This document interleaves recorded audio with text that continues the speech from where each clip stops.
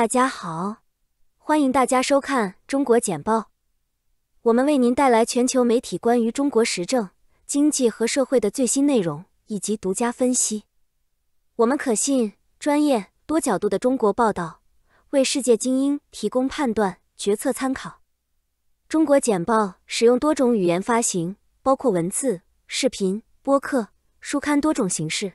同时，我们也在六度世界进行全天候播放。欢迎收看本期中国简报。今天是2023年9月28日。中国简报为您带来来自全球媒体的有关中国政治、经济和社会的最新新闻，以及独家专家分析。如果您发现我们的内容有帮助，请订阅我们的时事通讯。中国任命蓝佛安为新任财政部党组书记。路透社：中国共产党任命蓝佛安接替刘昆，担任新任财政部党组书记。曾任山西省省委书记的蓝将与刘一起工作，而刘将继续担任财政部长。中国大使称，访问台湾的澳大利亚议员被分裂分子利用。美联社：中国驻澳大利亚大使肖谦批评访问台湾的澳大利亚政客，指责他们被分裂分子利用。肖发表此番言论之前，澳大利亚议会代表团访问了台湾，前总理斯科特·莫里森计划下个月在台北发表演讲。中国认为台湾是其领土的一部分，并指责台湾执政党寻求独立。这位大使呼吁澳大利亚政界人士坚持一个中国政策，不要与台湾接触。COVID-19 后，中国和德国恢复高层金融会谈。路透社：中国和德国将于10月1日在德国共同主办第3次金融对话，恢复因 COVID-19 而陷入停滞的高层会谈。此次对话将由中国国务院副总理何立峰和德国财政部长克里斯蒂安·林德纳共同主持。2019年1月的最后一轮谈判达成了加强银行、金融和资本市场协调的协议。然而，德国和欧盟此后表达了对中国经济依赖的担忧。德国最近宣布计划减少在其 5G 网络中使用华为和中兴设备。中国恒大股票在香港停牌。德国之声：恒大集团及其子公司恒大物业服务集团和恒大电动汽车集团的股票已在香港停牌，暂停的原因尚未披露，但此前有报道称，恒大创始人许家印又名许家印已被警方监视居住。恒大因未能公布2021年财务业绩而停牌17个月，自8月下旬恢复交易以来，该公司股价已暴跌 81%。恒大曾经是中国最大的房地产公司，于2021年违约，目前估计债务达3280亿美元。中国驻美国特使敦促采取务实措施，帮助恢复关系。路透社：中国驻美国大使谢锋表示，拜登政府可以采取务实措施改善两国关系，其中一项举措就是更新中美关系。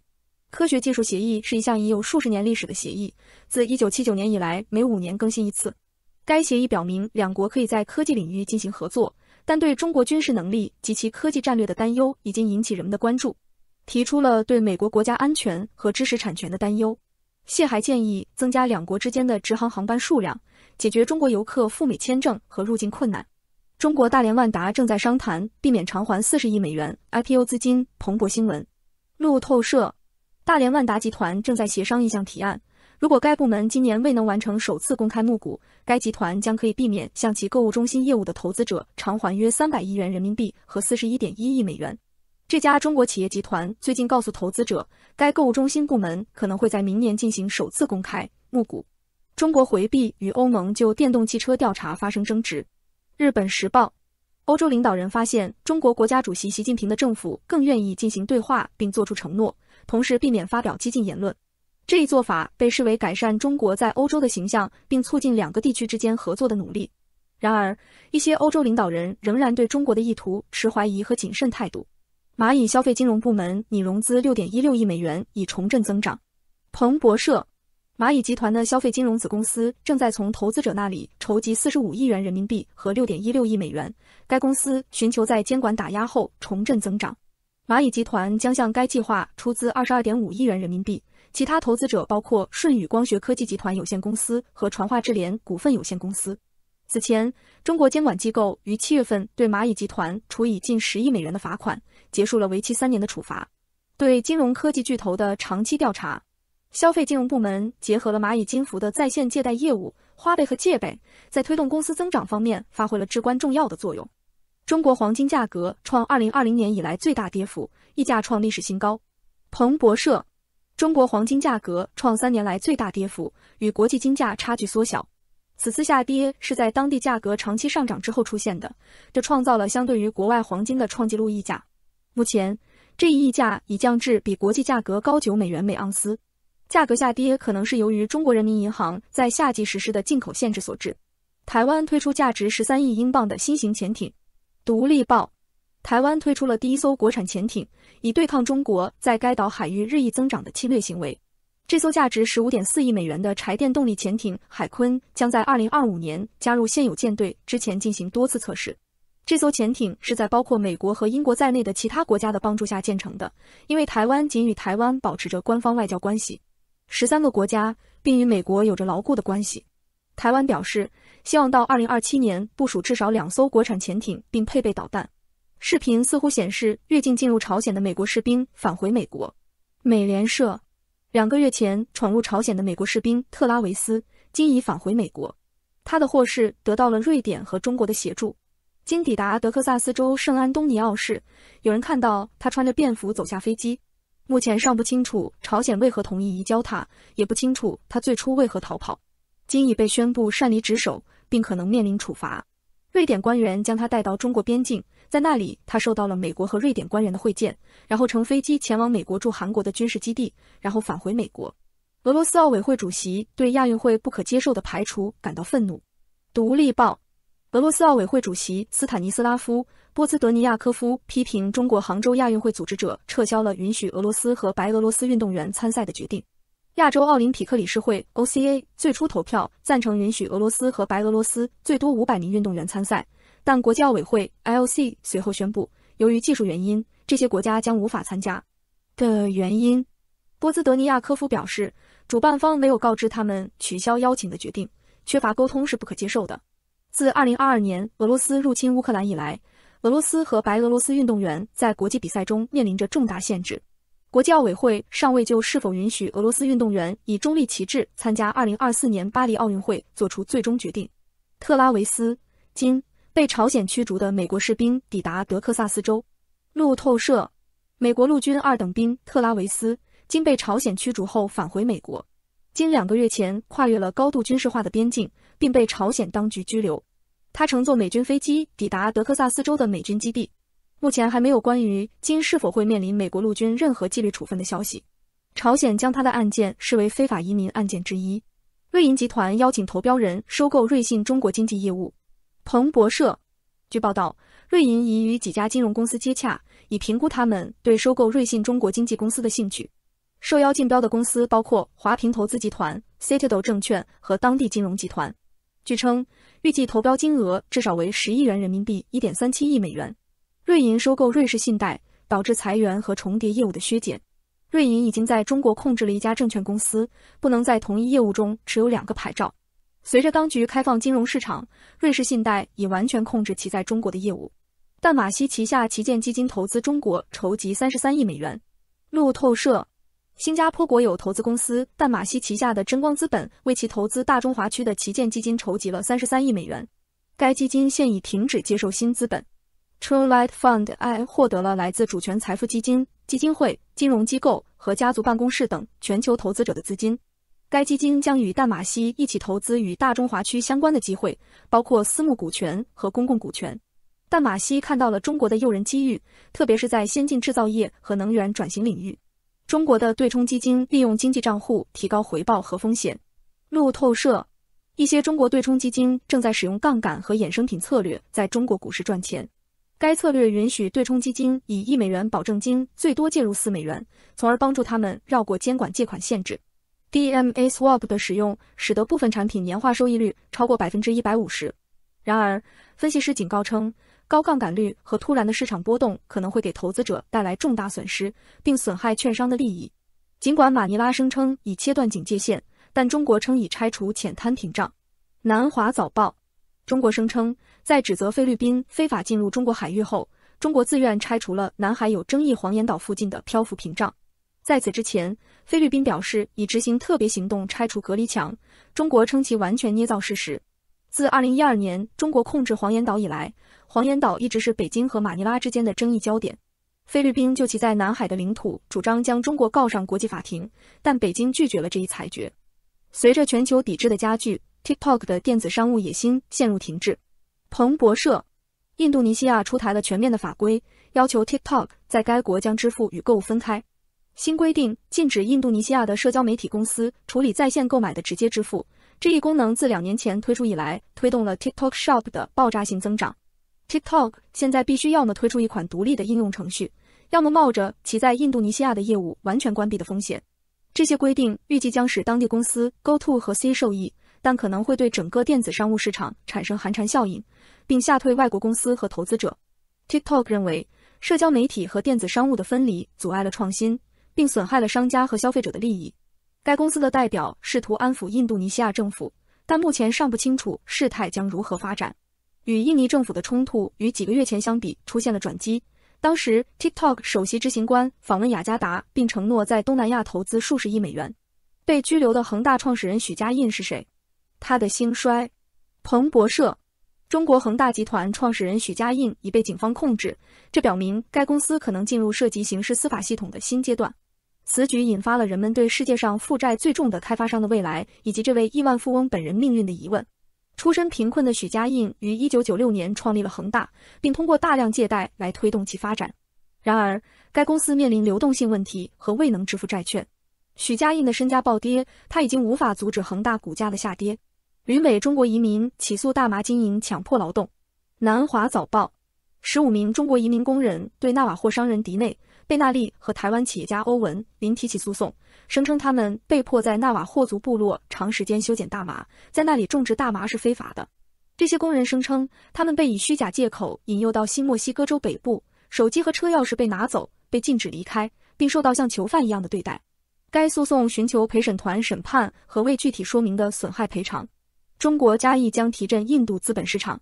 路透观点，全球基金正在增加对印度的配置，因为他们正在寻求替代市场进行投资。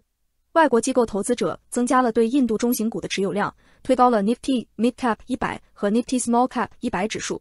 然而，分析师指出，大多数公司的基本面没有发生有意义的变化来证明股价飙升是合理的。新股上市市场也很活跃，印度交易所今年共发行了131只股票，几乎是香港交易所数量的4倍。投资银行正在扩大在印度的业务，企业也在加快上市计划。然而，市场的定价被认为是完美的。通过中国简报了解全球与中国相关的最新新闻、分析和政策简报。我们的团队从各种来源，包括媒体机构、智囊团、政府机构和行业专家汇总、综合和总结最重要的信息。我们的使命是为您提供适合您感兴趣的特定领域的易于访问且极具价值的信息。我们了解与中国相关的最新动态的重要性，并致力于让我们的读者能够理解这些信息。访问我们的网站，加入对话，并了解与中国相关的最新新闻和动态。3w.6dobrief.com。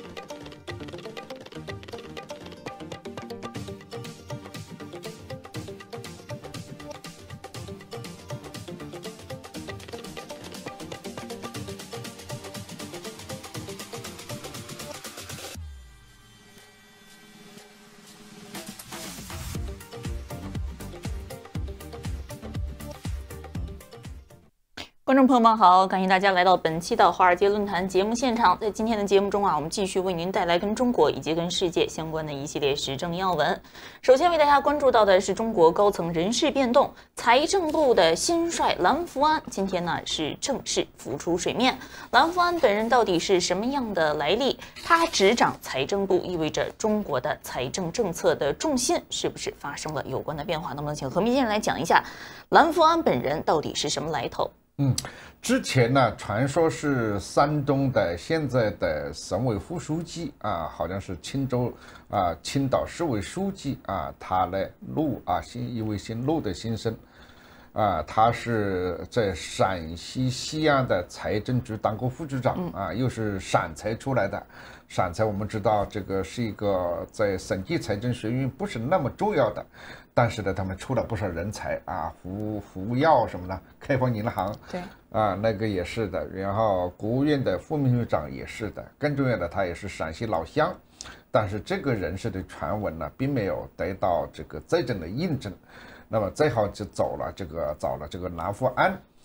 找蓝佛安呢这个有一定的道理就在于呢，就是中共现在对这个财政部长这个职务采取了非常谨慎和保守的这样一个态度我们知道中国的财政部就是跟美国的财政部长完全不是在一个量级上，内部实际上也一直有一种主张呢，要把财政部长的这个权力给扩大。那么尤其是前任的几任财政部长都有这样的一种要求。不过从现在看起来，蓝佛安有一个省委书记来当财政部长这样一个不是说非常权力重要的一个财政部，那就显示出来财政部的分量有可能会加重。另外就是呢，这个蓝佛安是广东人应该如果没记错的话，应该是广东会东还是会什么地方人，那个地方的人我还是熟悉一些的，就比较的谨慎。他跟现在的财政部长刘昆应该是很长时间比较长时间的这个上下级关系。刘昆是50后那么这个蓝佛安是60后差一代但是在广东财政系统工作。那么蓝佛安后来离开财政系统之后就开始升官了，好像先去了海南，然后去了这个山西，而且成为了山西省委书记一把手。山西也是一个比较重要的一个省份，所以这一次的人事应该是跟刘昆有很大的关系而且现在刘昆还是财政部长下个月可能他就会退下来，下个月如果开人大常委会的话呢，就会正式的任命蓝佛安为这个财政部的部长，现在是党组书记吧，就说明比较稳妥比较谨慎比较保守，而且呢让这个财政部有一个安定的感觉，是刘昆老部长的部下。对，那么外界也普遍注意到，第一点是刚才何明先生所说的，又是广东系出来的一位财政部的要员第二点就是在中国过去几十年好像还没有像蓝佛安这样完全没有中央经验的人来出任财政部长。这似乎与20大之后的一系列人事变动的整体的风格变化也是类似的，更多的是重视的实际操作方面的经验，而不是是不是曾经在中央当过财政部的副部长这样顺势就位。那么这一点呢，我们今天也为大家介绍。再要来说到的就是我们美国最近特别关注到的新闻。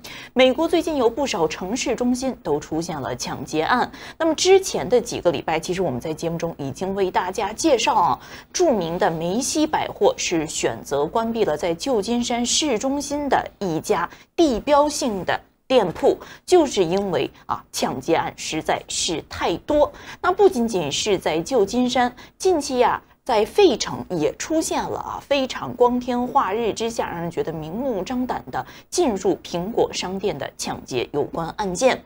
那么之前也传出消息，美国著名的终端百货连锁叫做 Target， 中名字翻译叫塔吉特，也是选择关闭了在9个大城市的门店，为了应对现在频繁出现的抢劫案件那我们说这个治安事件呢，其实在哪个国家都有。在美国现在频现抢劫案的确让人对于这一些大城市中心的治安管理问题、安全问题产生了很大的犹疑。美国的这个治安问题到底是一个什么样的情况？那我们导播也非常迅速的找到了这样的一个被洗劫的一个店铺现场。之前我也特别注意到，美国媒体也在关注美国不断频现的治安案件，好像是 ABC 的记者，他们是专门有一个剧组到旧金山、到底特律、到很多大城市去了解当地的商家被抢劫的情况。但是特别讽刺的就是，剧组去采访完了商家，回到车上发现自己的车门已经被砸碎了，后备箱的摄影设备全部被抢劫一空。本来是要去调查抢劫事件，结果自己反而成了抢劫的受害对象。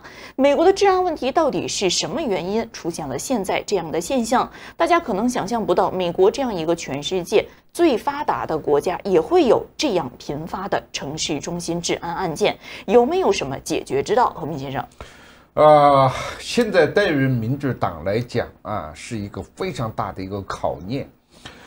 民主党是主张这个政治正确，主张社会进步，这个是得到年轻人，或者是甚至也得到很多的全球化观点的人比较开明的人的这种支持。但是最近华盛顿邮报有一篇文章，他就说这篇文章可能一般人也不会注意，他就是讲呢，在康州有一个地方的居民呢这个民主党的人是占了多数，甚至是2倍之多，但是他们居然选出了一个市长是参加了1月6号的这个活动的暴力活动的一个人成为市长，而且是共和党人。这是给这个民主党一个警号这种警号就是现在全国性的治安出现了问题。昨天的英国的《独立报》有一篇文章标题里面就讲到我居住在进步的这个加州，但是呢，我决定现在支持了这个共和党。我们知道民众他就是这个考虑到自己的生计一个是钱袋子，一个是安全，这基本上是任何一个国家的居民都首先考虑的2件事情。那么钱袋子，我们有一个半等经济学，但是记者问到半等经济学的时候，我不知道是总统没有听见还是不愿意细说，因为你如果是在美国真实的生活，就发现政府公布的数字或者是展现出来的经济的场景和你真实的生活有一些差距。另外是更糟糕的就是现在的这个治安那么纽约现在的治安在朱利安尼当市长的时候，那是进行了一个根本性的改造。在朱利安尼当市长之前，我到纽约来，或者是几乎每一个人都是讲纽约的第1号问题、头号问题就是治安。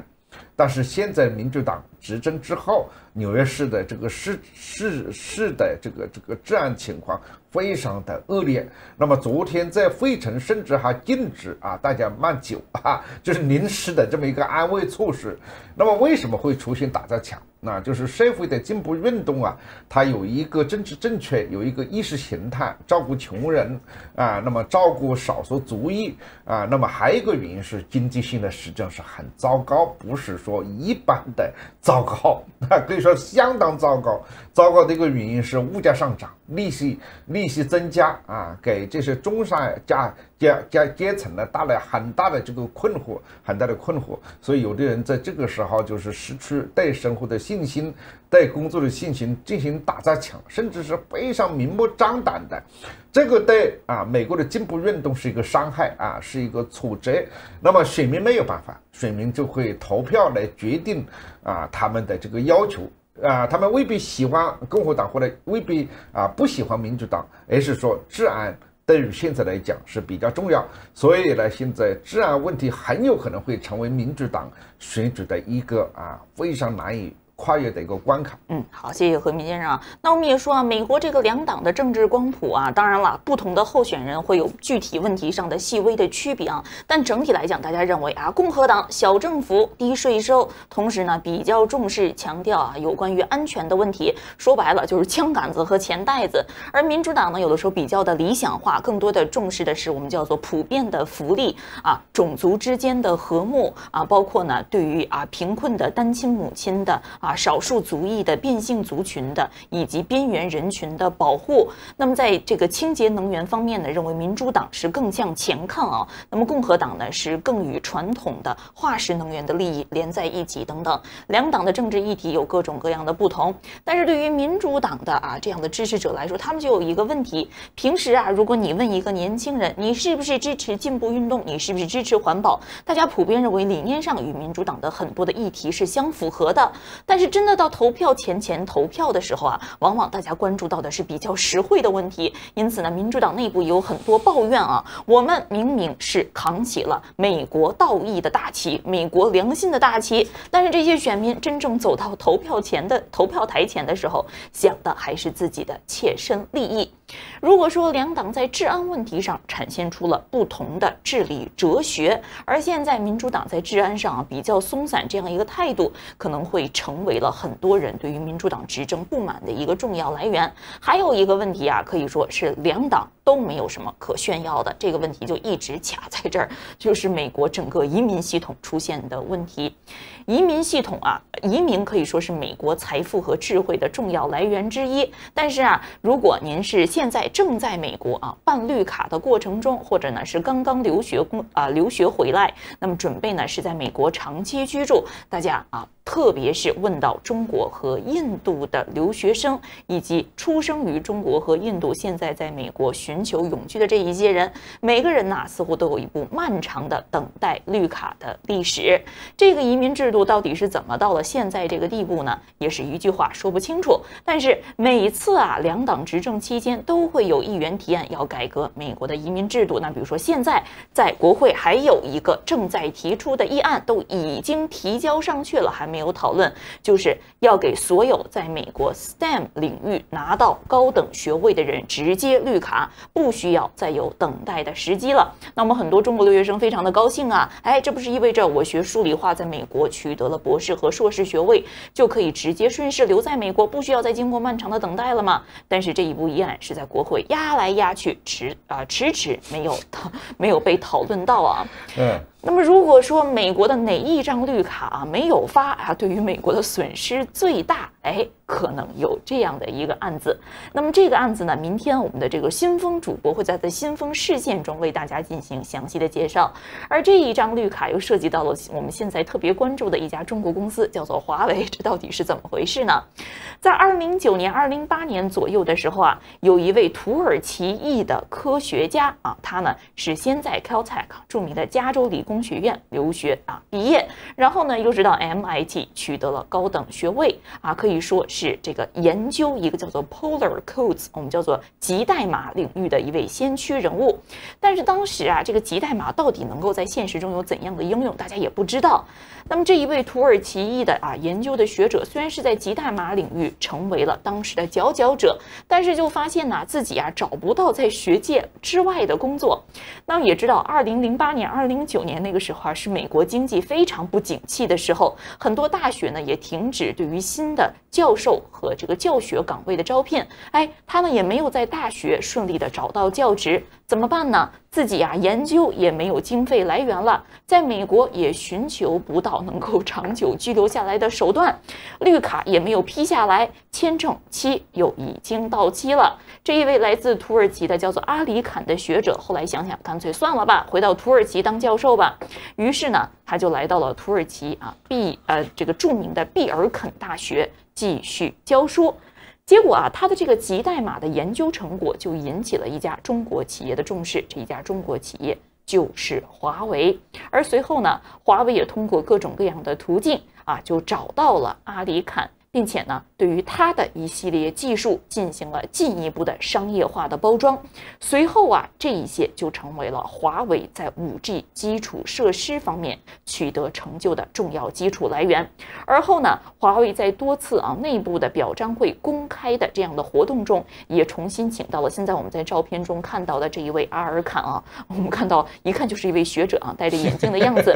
那么由任正非亲自授予他荣誉勋章等等等等。我们知道华为在 5G 领域可以说是独树一帜。根据媒体的报道，华为在 5G 领域所拥有的专利的数量是同行竞争对手的10倍之多。但是大家可能不知道的是，所有这一些5G 技术的专利中有2/3都与阿里坎当时所开发和研究的极代码有关。可以说啊，华为后来在5G 技术上取得的优势，阿里坎可以说是这个立下了汗马功劳啊。因此啊，我也看到啊，有这个学者在抱怨美国的这个移民制度实在是太坑爹的时候，也会提到这一张绿卡。在美国没有顺利拿到移民身份的阿里坎回到了土耳其，结果呢，成为了华为最重要的贡献者和资深的合作伙伴。当然了，如果说华为在5G 领域取得的所有的成就都是阿里坎一个人的功劳，那也有夸张之嫌。但是华为到底是怎样突破5G 屏障，现在能够重回终端智能手机市场？那我们的主播新风明天会在他的新风事件中为我们带来更详细的幕后故事。说到了华为，我们再说苹果啊。那么之前大家在测试华为的这一款Mate 60手机的时候，就发现一个问题，好像发热问题比较的严重。当时有人说啊，是不是华为的这个5G 技术还没有到位，和苹果没有办法比较？当时苹果的 iPhone 15还没有出来，但是 iPhone 15发布之后有不少网友发现 iPhone 15也会有同样的问题。之前大家在网络上已经听到类似的说法，而在昨天，苹果公司官方也对这样的一个情况进行了证实。到底是怎么回事？我们请小杨来介绍。这一周其实不少手快的下单苹果手机最新手机的消费者呢，已经纷纷拿到开箱使用上了最新的这个苹果 iPhone 15系列的手机。那第一批的抱怨也很快的出现在了这个互联网上。那吐槽的案例呢，基本上是五花八门，也包括刚才李琦说的这个发热。我们先来从小的开始说那有的人是抱怨这个手机的边框着色不均匀，屏幕边缘都没有对齐。那还有说一开箱就发现这个崭新的手机有出现磕碰掉漆的情况。那么目前看来出现问题最多的，或者是说在网上这个各大网友反映最多的是一款机型呢，是蓝色钛金属的这个iPhone 15 Pro 机型。具体表现是，如果你时间在裸机状态下使用这个手机的边框上会出现附着的指纹，把这个蓝色钛金属把它变色的情况。那最近一段时间很多网民都在质疑，那是不是苹果你这个蓝色钛金属颜色的机型本身就是有缺陷的？那么苹果官方对于这样一个出现的问题给出的解释和解决方案是，对于 iPhone 15 Pro 和15 Pro Max， 那么人皮肤上的油脂可能会暂时改变这个边框的颜色。那解决方法呢，是用柔软微湿不起毛的布擦拭你的 iPhone， 就会恢复原来的样子。但随后有人发现，连这个目前来看可能大家最为觉得讨喜呼声最高的原色钛金属这款颜色的机型也存在严重的这个做工质量问题，比如中框信号调的断点不平整有色差。那甚至是摄像头里有人把这个包装打开来就发现有灰尘这样的情况。有人就在怀疑说，是不是苹果在印度新开了生产线？那生产线呢没有经过严谨的打磨，那就匆匆投入到了产品的量产。但似乎呢不是这样。目前首发的苹果15 Pro 这种高阶的机型呢，几乎都是中国组装的。那按照印度媒体的一些说法，目前只有 iPhone 15跟15 Plus 2个版本是在印度进行生产。那 Pro 系列呢是暂时没有的。最后呢，华尔街日报也关注到了苹果这个新的手机 iPhone 15一系列的问题。华尔街日报的文章就提到根据用户的评价，以及华尔街日报所做的测试，以及中国、美国和加拿大买家在社交媒体平台上发布的内容，目前苹果公司定价最高的新款的 iPhone 手机呢，在某些情况下会发热，温度会高到有时难以用徒手去触碰。那在过去一段时间里其实上一代的机型比如说 iPhone 15 Pro 的机主也发现他们的手机也出现了过热的现象。那么这一次苹果公司最新的15 Pro 系列的发热的现象一般是在充电和高强度的使用一些应用程序时会发生。那这个正在引发更多的担忧。人们认为这个公司可能需要通过软件更新的方式来解决这个过热的问题，但这也可能会影响手机的性能。而目前一边是全球智能手机需求的下滑，那么综合来看，高级的 iPhone 呢，已经成为了苹果公司的一个主要的收入来源可以说是苹果的摇钱树。苹果也是寄希望于 iPhone 15系列尤其是这个利润率可能是最高的 Pro 机型来推动他们的业务恢复增长。那根据《华尔街日报》记者乔安娜斯特恩在上个星期的评测中所指出的，目前苹果手机的这个 iPhone 15 Pro Max 在充电时的温度会达到41摄氏度。那如果说你进一步的使用，那比如说充电和打游戏等情况下，处理器的占用率高的任务，如果说同时进行，那手机的温度一度会达到44摄氏度基本上你洗个热水澡也不可能有那么高的温度。那么上一代的机型 iPhone 14 Pro Max 在同样的测试中呢，也出现了类似的温度，但是你在比如说发短信发邮件、浏览一些这个小红书或者是 Instagram 等典型的一些日常使用中，被测试的手机的温度是在一个正常的范围。那怎么理解或者是解决这个问题？天风国际证券一个比较有影响力的苹果公司的分析师郭明奇就对这个苹果公司的供应链进行了追踪。他认为呢，发热的问题是由于最新的这个 iPhone 15 Pro 是采用了一个比较轻量化的设计。首先，散热的一些措施呢，是可能跟过去的旧的机型比起来是不如的。那么目前 Pro 机型还采用的一个新型的钛金属框架也很可能是一个问题。那钛的热传导性是比较差的，如果和之前的不锈钢比起来，可能会让手机更加难以散热。那郭明奇也说这个苹果公司可能会通过软件的更新来修正发热的问题，但是如果这个公司不降低芯片的性能你只是通过软件更新最后的目的也是要降低芯片在运作时候的它的这个处理能力。那如果你不降低芯片的性能，改善发热的效果或许也会有限。另外呢，在今天上节目前，我还留意到有视频博主提到，他在使用这个他刚拿到手的15 Pro Max 机型上的这个最新的5倍变焦摄像镜头时，遇到了硬件上的问题。具体来说就是他在拍摄视频的时候，切换到5倍变焦的选项，手机呢是不会激活并且应用到这个5倍的变焦镜头，而是主摄像头拍摄的画面会被进行一个5倍的裁切。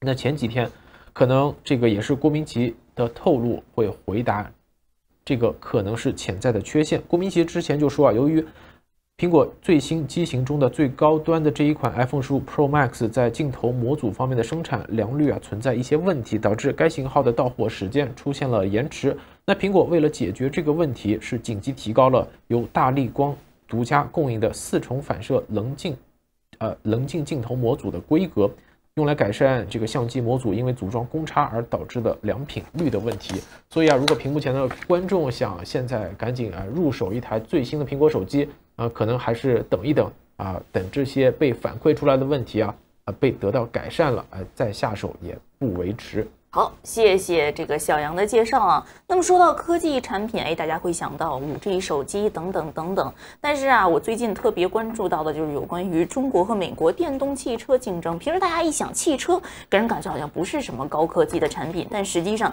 在电动车这个赛道上，我们仔细一想涉及到自动驾驶，涉及到电子屏幕涉及到这个远程遥控路况控制以及遥感探测等等等等。因此又有业内人士说现在的这个电动汽车实际上就是轮子上的电脑，已经成为了中美高科技领域竞争的一个重要的环节和赛道。而说到美国的汽车近期呢，大家特别关注到的是 UAW 美国联合汽车工人工会的有关的罢工情况，以及呢拜登总统作为几十年来头一位真的知道罢工前线和工人一起并肩罢工的美国总统。但是另外一场电动车大战正在中美之间展开，不仅仅是在中美之间展开，美国自己的各大车企也各有小九九，这到底是怎么回事呢？前几天有这样一条消息，我刚开始看的时候还觉得有一点惊讶，说的是什么呢？就是福特突然宣布停止和宁德时代的合作。那我们也知道之前福特和宁德时代是有这样的一个计划，在密歇根州呢要建造一个35亿美元的电池厂。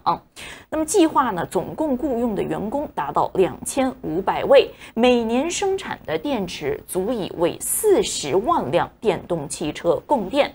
到底是一个怎么样的安排呢？具体而言，就是福特从宁德时代获得技术许可，相当于是借用宁德时代的技术为自己的电池和电车加力。整个这个方案啊，可以说，如果是行内人评价，认为非常的聪明，有一点类似于之前中国引进特斯拉在上海建造超级工厂，所谓的鲶鱼效应，领进一个行业的领先者，可以带动自己本土的产业链发展。现在呀，福特也搞了当年引进特斯拉这一套，只不过中美之间的角色换了一边，因为现在宁德时代已经是全球电池的领先者。这个计划怎么突然被叫停了呢？从表面上而言呢，似乎是安全隐患相关的有关情况。共和党议员对于这一计划特别关注，我们也特别注意到，在昨天有关这个国会涉及中国问题的委员会，也就福特的问题进行了听证。美国国会议员委员会的主要担忧，似乎是福特和宁德时代的合作关系是不是可能会导致美国竞争力的进一步丧失，让美国的汽车行业进一步依赖于中国的技术和中国的供应。但是来自《华尔街日报》有一篇文章，其实揭露了背后的更多的细节。到底是谁把福特和宁德时代的这样的一个鲶鱼效应合作计划搅黄了呢？原来是福特的竞争对手，不是别人，就是在美国的通用汽车。来自《华尔街日报》的这个分析就对这样的一个事件进行了详细的介绍。那我们也知道，拜登政府关于电动汽车现在有$7500的税收减免的这样的一个福利。那一辆电车在美国可能大概是$4-5万左右所以对于$4-5万的产品来讲，$7500的税收的优惠可以说是相当可观的一笔数目。那么怎样才能够获得$7500的消费优惠呢？会有一些我们叫做技术本土化的限制。而 GM 就是咬住了福特和宁德时代合作这一点，认为宁德时代是一家中国企业，因此福特和宁德时代合作生产的汽车不应该可以满足$7500税收减免的有关规定。于是这个 GM 就把这样的一个诉求反映到了美国国会，而同时也引起了美国国会对于安全问题的担忧。美国国会认为，如果汽车的电池组件来自美国认为值得关注外国实体的来源，那么购买者就不能再使用税收减免了。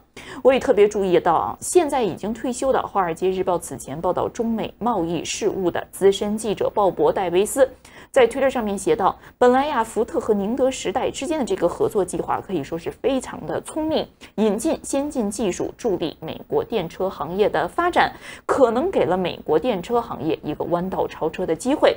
但是现在由于福特和 GM 之间的商业竞争，导致福特和宁德时代合作不幸流产，背后是不是有安全方面的原因？现在下结论可能还为时过早。但是这可能意味着美国的电车就这样又白白错过了一个时代。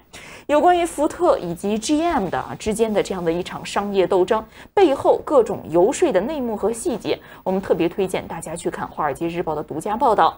但是有关于美国电动汽车到底是怎样落后于中国之后的，何明先生，你有怎么样的看法？我觉得是没有办法改变的。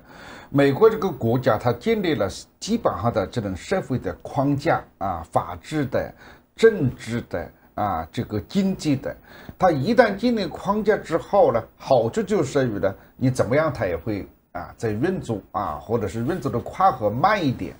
在原来的这种单机时代或者是冷战时代，美国的这种独特的这种人才的力量经济的力量、制造业的力量，使美国能够在世界上具有一个领先的地位。但是现在是一个开放的时代，是一个全球的时代。在开放和全球的时候，在好发展中国家，它的竞争力跃升的速度是非常之快的。一方面是穷，第二方面是急于求变。但是像美国、像欧洲这种文明比较成熟的国家啊，我不用说东升西降这种刺激性的话啊，文明确实出现了某一种停滞，非常非常之难。所以你去看看2位这个总统啊，一位前总统，一位现任总统，跑到这个汽车的办公现场去就是去争取选票。那么拜登总统去争取选票也是一个搞笑的动作。你身为一个总统去支持工人说增加40%的薪水是可以，你这个公权力的使用实在是有一点过度。第二个是呢，因为这个里面是个复杂的谈判过程。第二个是川普总统也更可笑。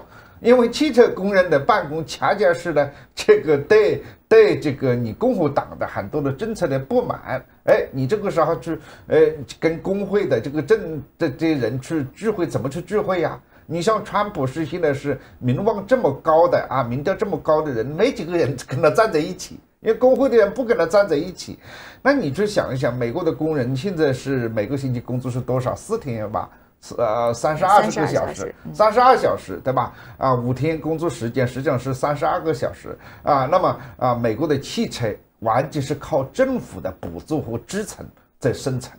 如果没有政府的补助和生存，它跟日本车怎么竞争？跟韩国车怎么竞争啊？跟欧洲车怎么竞争啊？所以美国和欧洲当时打这个补助的时候，就像现在的冯德恩跟中国打补助的电动车一样的，纯属是搞笑。因为你没有一个政府的支撑，你民错的企业，像美国的波音公司啊，你没有军方的订单，没有政府的订单，怎么活啊？对吧？那是个基础。那美国的汽车也是这样的。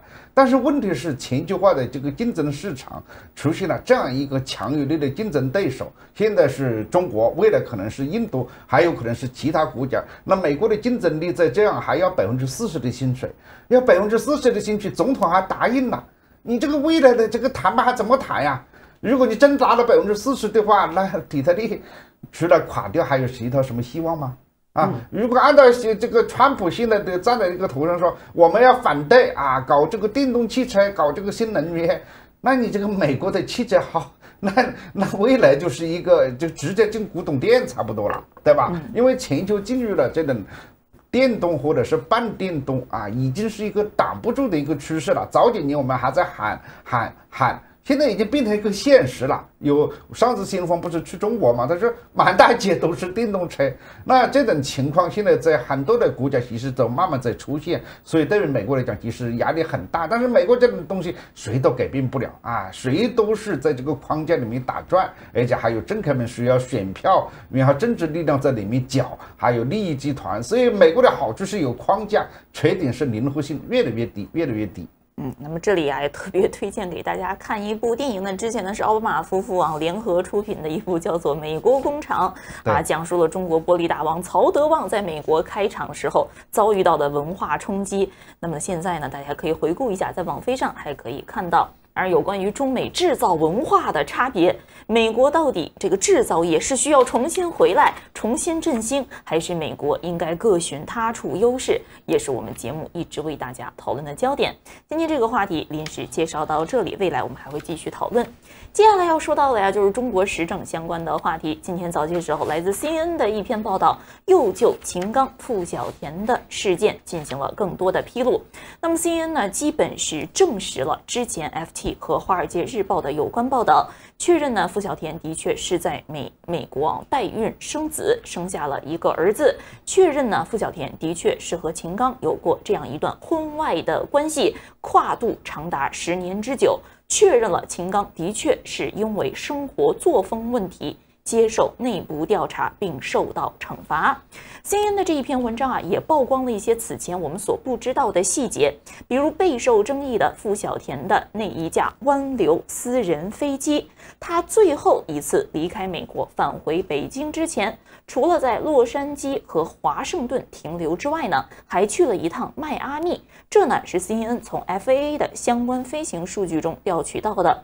在迈阿密的时候，傅晓田是不是见到了什么样的人呢？为什么这一架飞机会在迈阿密中途停留 ？CNN 的记者表示，他们也没有确切的答案。那如果您对于这件事情有所关注，或者是知道为什么当时这架飞机在迈阿密停留，那也请您呢把相关的信息告诉给我们。此外啊，还有重要的一点就是傅晓田向剑桥大学所捐助的花园，傅晓田到底捐了多少钱？这个问题啊也一直是谜。之前一直传言是6位数的捐款，但是6位数到底是以什么样的形式、以什么样的时间跨度、分几笔钱进行的？目前我们也不知道。那么 CNN 呢是通过信息自由法案向剑桥大学丘吉尔学院提出了有关于这一份捐献合同的信息请求，但是啊。剑桥大学方面给出的解释是，在与傅晓田女士的捐献协议中，特别有相关的保密条款，就是谅解备忘录中明言指出，不能把傅晓田花园的资金来源和数额公之于众。但是根据 CNN 方面所获得的这一份谅解备忘录这一笔捐献是分5年进行的，每年都有一批新的资金注入，形成了现在我们所看到的傅晓田花园。秦刚啊，从这样一位崛起的政治新星，然后突然瞬间陨落。昨天呢，在这个国务院的在这个有关会议上，国务委员中仍然缺席在列，与李尚福一起不在。整个5位国务委员中，现在已经少了2人，会议现场显得冷冷清清。其实，中国这个崛起的政治新星突然陨落，也不仅仅是秦刚第一人，但是有一个有趣的现象，就是有好几位都是出自于中国的这样的一个外事系统。昨天呢，我们特别关注到的是外交关系委员会的资深研究员黄延忠先生的一篇短文。这篇文章的题目叫做“你还记得这一些中国政治新星吗？”其中啊，主要是介绍了3位当年崛起的中国政治新星，分别是周明伟、沈国放以及秦刚。周明伟啊，也是非常有趣的一位人物。那如果呢，您是在纽约生活，或者呢是曾经在纽约留学，对于这个名字恐怕不陌生。当年呢，周明伟也是纽约圈内的华人津津乐道的一个对象，也是迷倒了一众美国的社交和外交名人。在10几年前的时候，周明伟是以外文出版局局长的身份出版了参与了这个纽约总领事馆的一次发布会。当时有很多高级外交官和美国政府的政要都出席了这一次活动。现场周明伟的表现可以说是让全场倾倒，多才多艺，口才出众，这个英语无可挑剔。当时《时代周刊》的记者形容周明伟一口在哈佛练就的语言技能，就像加了甜蜂蜜的热绿茶一样，让人听着十分的悦耳舒适。周明伟其实呢当时的整个这个资历记录也不仅仅是在英文方面。2000年左右的时候，年仅45岁的他就担任了台办的副主任。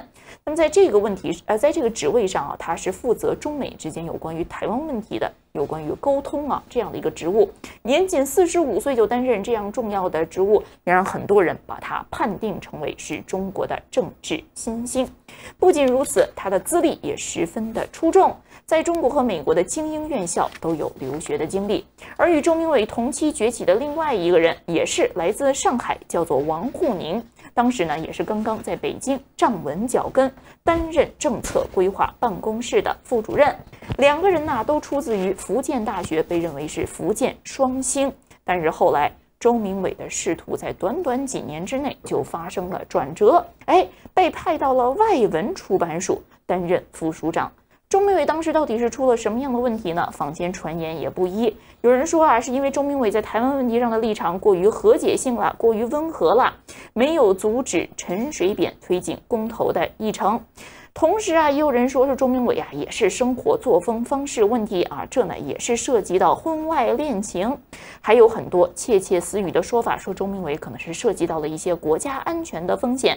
但是不管如何，他就进入了外文出版体系，默默无闻，直到2017年退休。虽然也算是平安落地，但是与当时突然崛起的政治新星的身份似乎大不相符。有关于周明伟如何崛起，如何倒下，何斌先生，你的了解是什么？周末伟首先是王沪宁的学生啊，那么这个复旦大学国政系的啊，他在纽约州立大学这里读了一段时间的书啊，然后后来就成为了复旦大学的一颗新星，然后他去了上海的外办当副主任，上海的外办当过副主任的另外一位就是孙立军。那么他到台办当副主任，当时就认为呢，就是培养的一个政治新星啊，台办副主任也许就是一个孤独的一个职务，结果没想到了，很快就贬到了外文局当一个局长。那么传闻很多啊，对于他和这个沈国锋都差不多啊，涉及到什么国家安全问题，说女朋友里面有一个人呢是台湾台务，台湾台务。如果是真的是台湾台务，我相信他们不会贬到还去当一个局长，可见问题呢是存在的，但是呢也不至于那么严重。沈国锋当时已经是外交部的部长助理，又是钱学森的这个秘书，为人也非常好。他担任过新闻司的司长，他跟蔡林凯前后是新闻司的司长，可以说呢，媒体人呢对他们两位印象都非常好，就是跟媒体就是比较的友善的这个往来，很愿意帮忙这个但是呢社会交往有一点复杂那么有人说沈国锋在纽约去什么 KTV 去卡拉 OK 等等等等，这些传闻呢一是没有得到这个证实，比较的一般性的认为呢就是被认为的是有所谓的这个婚外情那么这个情况呢也没有呢一个正式的一个公开的处理，就是内部的作为一个工作上的错误就这么处理了。那么有意思的是，为什么沈国锋周明伟，其实还有之前的陆玉成，还有秦刚还有一系列的年轻的高官呢比较容易被干下来一下子看到这个政治声望非常之高。为什么容易下台？这个里面是很有趣的一个政治现象层次很多。一方面这个我们知道一个人成了名，或者是这个有了钱有了权，那么各种各样的非议和批评就会比较多。而这个批评比较多的呢，比较容易首先容易政见下台或者遭到麻烦的是年轻人，因为年轻人他相对来讲政治根基不那么稳社会基础不那么牢，大家觉得呢就攻击他也没有什么太大的这个力量，所以每一个单位上一方面大家看到的是个政治明星正在升起来，但实际上很多人都在背后想咬他一口，嫉妒也好，愤怒也好，觉得他好欺负也好，所以年轻人当这个官是谨小慎微，再谨小慎微也很难办。当你的王兆国被邓小平看中了，那邓小平看中的人呢，结果到中南海公司就是被各路人物欺负，就把他贬到了这个福建省。王兆国当然自己本人的作风也有一些问题，更主要的是很多人想欺负他。那胡启立当时也是被这些这个元老这些老太太们一起来欺负，还不要说那些官僚们所以这个是一个很有趣的现象。另外就是因为他们是政治新星也比较引起这个女性的这个注意，他们跟女性的关系呢也是变得比较容易这个恰恰是成为最容易抓住的这个把柄。秦刚这个事情他升上去，本来外交部就大家很不满，对吧？何德何能呢？对吧？你的资历太浅了，一下子成为国家领导人，大家都是处于一种不平的一种心理，本来就在咬。所以这个时候这个傅晓田送上了这么一个礼物所以这些人如获至宝，利用这个傅晓田作为一个开始，这个整个案子就是这么开始的。这个傅晓田再邪门的东西，我现在都没有搞清楚，他为什么要做那么好的这个私人飞机？我们知道美国有钱人多得很对吧？没有几个人做这么高级的私人飞机。第一，维护成本太高。第二个，你这是找死因为你凡是拥有这种高等飞机的人都会列入到全世界的安全系统的监视之中，不管你多牛因为这是出于国际安全的需要，所以你很多的行动根本就没有自由。你不要说是安全系统了，你就一般的这个老百姓你都会知道他的行动的这个来源，你根本就没有隐私。但是反过来讲，你坐一个商业飞机啊，坐一个商务舱，甚至坐一个我们都知道那个美国的很多富商的坐经济舱。那所以除非你真的是整天看新闻，或者说你根本不知道他可能是个亿万富翁，是要大隐于市啊。实际上是在美国的这个老钱，他们叫老钱呢，就是传统家庭里面经常使用的这个手法。这个就是傅晓田，你到底做什么生意的，对吧？如果你是个企业家，是个投资家还可以了，无所谓，反正是你自己的钱。你是个记者，你是个媒体人，日子的张狂，这个里面后来他为什么很快就被中国国家安全系统给监视了？我觉得任何国家也会安全系统对他动手，至少了解情况啊。还有一个就是剑桥大学这种不要脸的大学啊，在西方是非常普遍的。西方我们知道这些大学培养出了非常优秀的人才，从开放的程度来讲，从学术的程度来讲，从这些学校的治学的某一些水准来讲，中国人是非常非常的佩服。但是通过傅晓田这个事情啊，我们也可以撕开这些所谓的名校的另外一面，就是不要脸啊，不要脸的这个交易啊是非常之多的啊。哪一天我有空的话，也可以讲一讲啊，美国大学的这个非常不要脸的一些层次。这个里面主要是呢，这些大学里面有一些压力，这些压力就是呢，管理成本越来越高，学校的腐败越来越严重啊，官僚体系越来越糟糕，然后呢，学费涨还不高啊，所以呢，利用这个校友啊。是这个敛财的最正大光明的方式，校友也感觉到很荣耀啊！我给学校一个回馈，那么呢，学校也可以来利用这个东西，成为一个财富很重要的一个来源。美国的某一些大学可以说是富可敌国啊，但是这些资金有多大程度上真的是用到合适的地方？另外是这些得到荣耀的人是不是值得这个名字？尤其是傅晓田，好，谢谢何明先生啊。刚才有一条突发新闻，我们为大家介绍。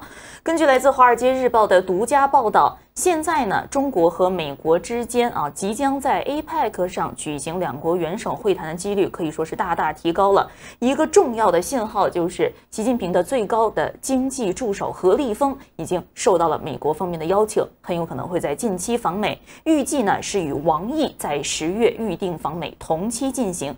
其实有关于中国会有一位这个我们叫做政治局委员级别的人来访美这个消息呢，之前几天我们也听说到了。那么当时呢，这个了解情况的相关的人士也表示说，认为这个习近平和拜登见面的机会是比较大的，因为到了中央政治局这个层次，底下人都已经安排好了。如果不是这个最后有大 boss 出台，似乎不会做这样详细计划的安排啊。那么今天这样的一个消息呢，在《华尔街日报》也得到了确认。何立峰访美具体讨论的是一些经济方面的问题，也与之前耶伦和雷蒙多访美形成了访华形成了某一些呼应。《华尔街日报》的这一篇报道还透露了一个有趣的细节，就是除了在11月在旧金山举行的 APEC 峰会之外呢，现在中国方面还希望单独安排一次习近平和拜登两国元首的我们叫做会谈机会或者是峰会机会，但是到底是以什么样的方式，在什么样的时间地点举行还不知道。近期实际上呢，两国元首举办峰会是有一系列的正向信号的。之前大家可能注意到的是，雷蒙多访美被认为是比较成功的，中国方面对于他的这个接待礼遇也相当的高。那么同时呢，大家也注意到习近平在9月19日的时候给飞虎队回信，对于中美关系呢也提出了比较良性的主望。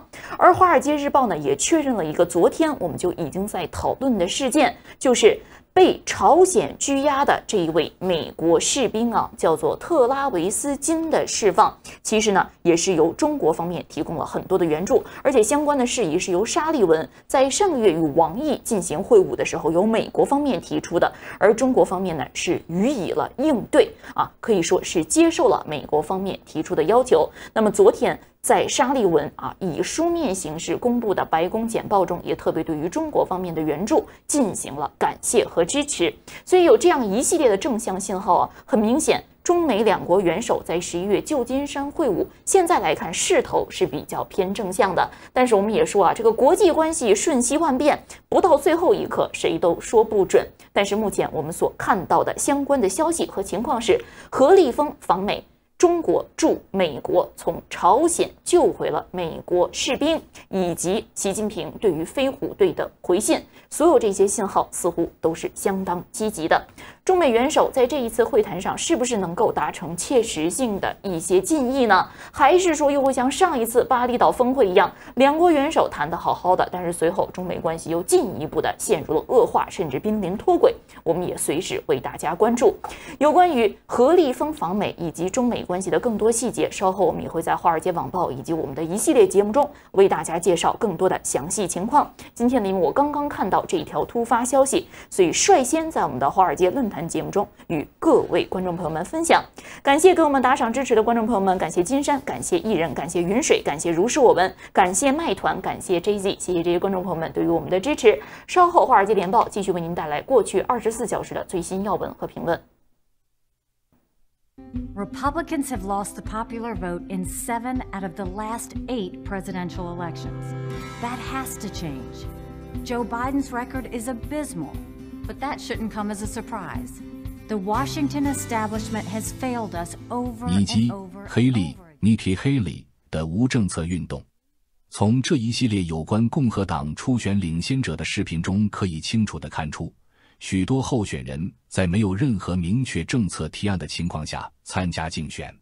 事实证明，许多问题在共和党选民中存在分歧，例如妇女的堕胎权、外交政策，特别是围绕对乌克兰的支持以及与中国的竞争，以及围绕特朗普在1月6日叛乱中应负的责任的辩论。但这些问题被推到了第一次共和党辩论的最前沿，代价是质疑候选人的个人政策提案。That no one is telling the American people the truth. The truth is that Biden didn't do this to us. Our Republicans did this to us too. When they passed that $2.2 trillion COVID stimulus bill, they left us with 90 million people on Medicaid, 42 million people on food stamps. No one has told you how to fix it. I'll tell you how to fix it. They need to stop the spending. They need to stop the borrowing. They need to eliminate the earmarks that the Republicans brought back in. And they need to make sure they understand these are taxpayer dollars. It's not their dollars. 目前，尼基·黑利是共和党初选中第4受欢迎的候选人，仅次于特朗普、德桑蒂斯和拉马斯瓦米。尽管尼基·黑利将自己描绘成共和党初选中特朗普之后的4位领跑者中最温和的候选人，但在他的网站上，他没有为自己的竞选活动提出明确的政策建议。拉马斯瓦米提出了比特朗普更进一步推进美国优先的25项政策承诺，德桑蒂斯则提出了3项主要政策建议：停止入侵、使命第一，以及他的经济独立宣言。黑利只在他的网站上展示了他的结果记录。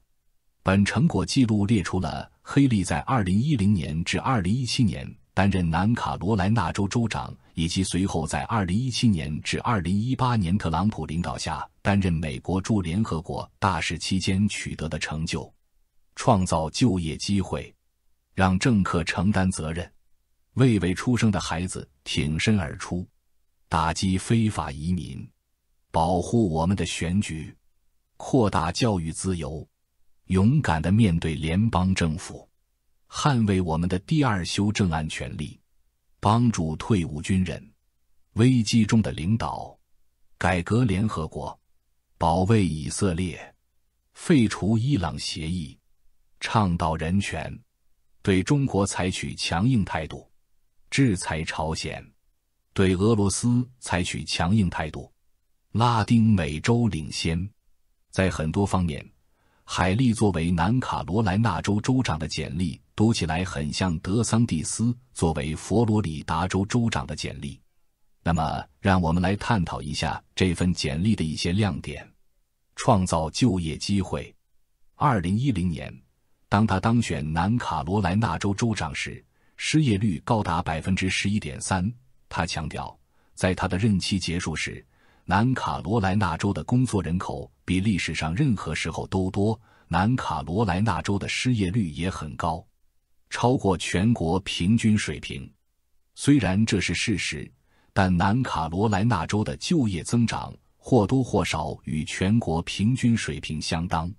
海利对南卡罗来纳州工会的反对也是史无前例的。他曾一度表示，我们不鼓励任何有工会的公司来到南卡罗来纳州，因为我们不想污染水源。You know, when you have a president that's constantly saying, go union, this is what you get. The unions get emboldened and then they start asking for things that, you know, that companies have a tough time doing. And so I don't think government should get involved in this. These are private sector matters. But I do think the tone of how a president talks about unions and how a president emboldens them does play a role in this. And we're seeing what Biden has done play a role in this. 未未出生的孩子挺身而出。通过未未出生的孩子挺身而出，海利意在强调他在禁止妇女堕胎方面的记录。在最高法院于2022年6月推翻罗伊诉韦德案之前，海利在20周后宣布他所在的州堕胎为非法。在第一次共和党初选中，他没有承诺联邦全面禁止堕胎，称这是各州权利的问题。打击非法移民，海利在他的竞选网站上夸口说，2011年他签署了该国最严厉的移民法之一，赋予执法部门更大的权力来检查人们是否是非法移民。这些法律要求警察在怀疑有人非法进入该国，例如在交通拦截或逮捕期间，实致电联邦移民机构。他还成立了一个秘密的移民执法部门，其既定任务是追捕暴力团伙，毒枭和人口贩运者，但实际上，华盛顿邮报和信使报的一项调查显示，被捕的绝大多数是西班牙裔工薪阶层，他们使用了伪造的文件以及受聘工作所需的身份证。危机中的领导，海利描述了他作为南卡罗来纳州州长所面临的危机，一场白人至上主义枪击事件。警察开枪，飓风，2场冰雹，还有1000年一遇的洪水。他提到的白人至上主义者枪击事件发生在2015年，当时白人至上主义者迪伦·鲁夫 Dylan Roof 杀害了查尔斯顿一个黑人占多数的教堂的9名成员，这促使他最终降下了州议会大厦前悬挂的邦联旗帜。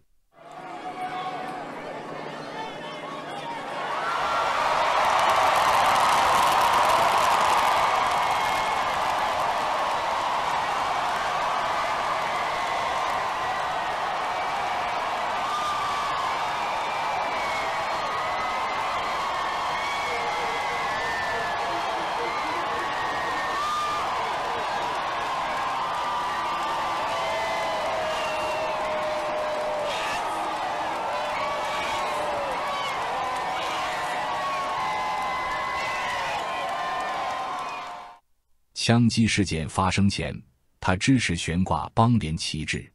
在他宣布撤除国旗的演讲中，他没有承认在州政府大楼前悬挂邦联旗帜是对白人至上的公开支持。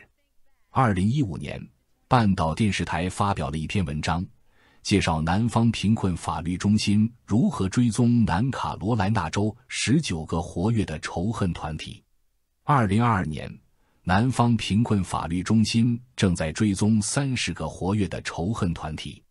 尽管降下南方邦联旗帜在视觉上象征着对白人至上的胜利，但在不承认它是仇恨象征的情况下降下旗帜，只会让南卡罗来纳州的白人至上主义者得以蓬勃发展，并聚集在地下团体中。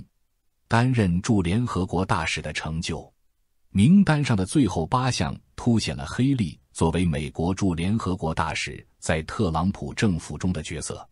特别是黑利呼吁人们抵制北京2022年冬季奥运会，并对中国采取强硬态度，攻击中国在新疆对维吾尔人进行种族灭绝。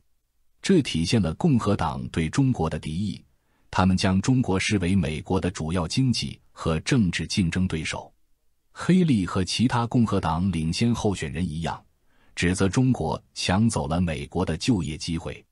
尼基黑利 Nikki Haley 以他的结果记录而不是政策建议为竞选依据，这体现了美国政治中的一种趋势，即候选人根据模糊或不明确的政策建议或根本没有任何政策来竞选。特朗普背后的共和党领跑者罗恩·德桑蒂斯在他的网站上向选民做出的实质性承诺很少，他的政策停止入侵、使命第一和经济独立宣言主要侧重于批评拜登的政策，而不是介绍德桑蒂斯自己的政策。新泽西州前州长克里斯蒂 Chris Christie 的竞选网站上也没有任何政策建议。尽管拜登的竞选活动自4月以来一直在进行，但他的网站上没有关于2024年竞选活动的政策建议。目前尚不清楚这对第二次辩论意味着什么，主持人是否会向候选人提出更尖锐的问题，以确定他们的确切政策建议是什么。共和党和民主党都已转向关注个性和情感而非政策的政治。尼基·海利 Nikki Haley 会从第二次辩论中无效的政策中受益吗？ The fact is that no one is telling the American people the truth. 感谢观看，这里是华尔街前线。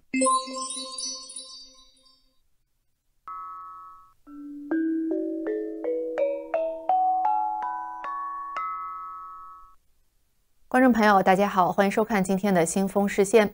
从疫情结束之后，美国的写字楼市场一直没有复苏。6月份写字楼空置率达到30年来的最高水平 18.2%。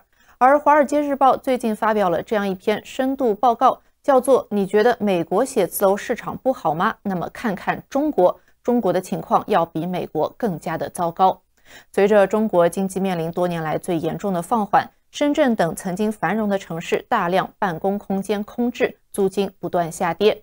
数据显示，截至6月份，中国18个主要城市近24%的办公楼空间闲置。然而，与美国不同的是，中国的办公楼市场并没有转向居家办公模式的重大转变。而在美国，很多企业在疫情当中改为居家办公之后，现在很多员工不再回到办公室上班，或者有些企业允许美国的员工1周中一半时间可以居家办公。这种办公模式减少了西方企业对办公空间的需求，而中国的情况完全不同。中国正面临着一个更基本的房地产问题，那就是开发商建造了过多的办公楼，而现在中国经济太差，无法消化它们。中国经济最近1个季度环比几乎没有增长，7月份青年失业率创历史新高，私营企业疲软也抑制了对新租赁的需求。而今年还将有一波新的办公楼投入市场，将令市场更加的暗淡。世邦魏理仕的亚太研究主管 Henry Chin 说，中国的写字楼市场已经接近底部，但是还没有看到底部。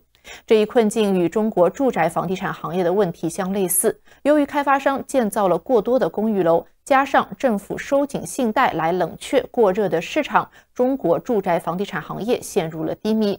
现在分析师普遍还不太担心中国写字楼市场的影响，因为这一市场的规模要小于住宅房地产行业。但是近年来，写字楼市场实际上合计占中国国内生产总值的 20% 或更多。中国大多数写字楼资产由房地产开发商、保险公司和腾讯等科技巨头在国内投资拥有，但是一些大型外国公司也在中国地产繁荣时期进入了中国商业地产市场，比如说投资机构贝莱德和美国开发商铁士门等等。分析师表示，这些大型投资者拥有足够多的财力来承受办公资产的部分损失。尽管如此，高空置率仍然表明经济的失灵，投资者正在倍感压力。中国商业地产开发巨头 SOHO 中国最近公布，今年上半年净利润同比大跌 93%， 约为190万美元。SOHO 称，未来3年随着大批新增供应陆续入市，租金和出租率仍将继续承压。许多深受近几年疫情管控之苦的中小企业也在今年缩减了办公空间。在中国提供汽车测试软件的德国企业 Peak Solution 的总经理就表示，为了节约成本，公司在疫情期间缩小了上海办公室的规模，搬到了一座新的租金要低 30% 的写字楼中。他表示，公司在2021年末从之前的写字楼搬走的时候，所在楼层约有一半的办公室都是空置的，而且后来空置率很可能又上升了。同时，这家德国小型企业的经理也表示，目前正在努力寻找新客户，但是在中国当前的经济形势下，这很困难。他说，目标是撑过今年。房地产数据显示，中国的中部大城市武汉有 6.3 万平方米的甲级写字楼今年进入市场，导致武汉的光谷商业圈的空置率在6月份达到超过 30% 的历史高位。光谷是武汉一个深受科技公司青睐的区域。另外，数据还显示，在中国南方的另一个科技中心深圳，截至6月份，办公楼空置率超过了 25%，接近2020年疫情传播初期的高点。腾讯和华为等科技巨头的总部都在深圳。腾讯自2011年以来一直在租用深圳一栋写字楼的15个楼层。该写字楼的出租方朗科科技在今年1月份的一份公告中表示，腾讯已经提前3年终止了租赁合同。朗科科技称，腾讯要提前终止合同的原因是经济下行压力加剧和消费增长放缓。腾讯的发言人今年则回应称，此次退租属于办公楼的正常调整。根据数据，在科技企业纷纷撤离的推动下，北京第2季度写字楼空置率也升至 18%， 几乎是2018年水平的3倍。世邦魏理仕表示，截至6月份，中国全国写字楼平均月租金与2019年相比下降了近 7%。而在中国经济陷入困境之际，有一项业务正在当中蓬勃发展，那就是在香港向中国大陆人销售保险。近几个月来，内地游客挤满了香港保险代理人的办公室，并且在银行缴费处排起了长队。在北京结束疫情管控以及与香港的边境重新开放之后，香港以投资为重点的保单销售迅速复苏。往往当人们对中国经济健康状况产生怀疑时，保险需求就会上升。人民币对美元今年大幅贬值，于是大陆客户利用香港的保单来分散人民币投资。香港的保险以美元或港币计价，港币又与美元挂钩。美国股市今年也是呈上升趋势，而中国股市则持续低迷。香港保险行业的回春一大受益人就是汇丰银行。总部位于伦敦的汇丰银行将亚洲视为它最大的市场，而今年的中国经济放缓令汇丰银行十分头疼，而现在保险业务的复苏令汇丰喜出望外。汇丰银行一直希望减少对利率敏感业务的依赖，比如说对企业和家庭的贷款业务，而现在汇丰已经加入了传统上由大型保险公司，比如说永邦和保诚主导的市场，参与保险行业的竞争。而汇丰银行现在的董事长马克塔克也曾经担任这2家保险巨头的首席执行官。最近由于欧美加息，汇丰银行的股价今年飙升，但是人们也担心利率回落的时候汇丰会如何表现，因此汇丰等银行急需创造其他的收入来源，比如说保险。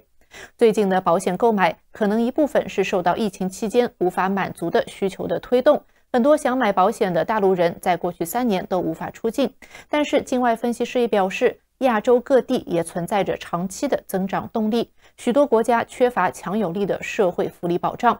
汇丰银行的香港保险业务在疫情前已经出现增长，而现在似乎正在恢复这种增长。汇丰银行上个月表示，截至6月份的3个月内，汇丰在香港的人寿保险收入较去年同期增加了约2亿美元。汇丰银行的财务主管在业绩会上告诉投资者，汇丰银行最近在香港出售的新保单中有近1/3是由中国大陆客户所购买的。在整个香港，保险业的发展速度都快于疫情前的水平。香港保险业监管机构的数据显示，今年上半年向中国大陆赴港游客销售的保单新增保费总额约为40亿美元，较2019年同期增长超过 20%。保诚集团和友邦保险也强调了来自中国大陆的资金流入激增。友邦保险的 CEO 今年宣布，在来自中国大陆游客大量业务的推动下，友邦保险今年上半年在香港的新业务价值比去年增长了1倍多。香港的银行业也因此广泛受益，因为内地客户需要使用香港本地账户以美元或者港元来支付保费，并且还需要大量存入美元计价的定期存款。中国对资本外流一直实行严格的控制，允许个人每年向海外转移不超过5万美元。而在香港购买保险是中国公民将资金用于全球长期投资的一种方式。保险代理人和经纪人表示，在香港销售的深受中国内地客户欢迎的保单，实际上是一种储蓄产品，只不过兼具人寿保险和重大疾病保单的功能。客户支付保费多年，保险公司将保费投资于不同的资产，以获得较长时期的回报。客户随后可以将这笔钱用于退休、子女教育或者延期年金。2年前，汇丰银行承诺5年内要斥资超过35亿美元建设其亚洲财富业务。从那时起，他已经雇佣了数千名员工从事亚洲财富业务。在中国大陆，汇丰已经在至少6个城市聘请了1400多名理财经理，通过大陆的分支机构从事理财业务、销售保险，并且提供投资建议。不知道观众朋友近期有没有购买保险呢？我身边的确有很多朋友在大陆的朋友都是去香港进行了保险的配置。当然，在这里我们不是软广，只是跟大家分享一下近期的财经趋势。感谢您收看今天的新风视线，这里是华尔街电视。如果喜欢，记得点赞、打赏，并且订阅我们的频道。我们下期节目再见。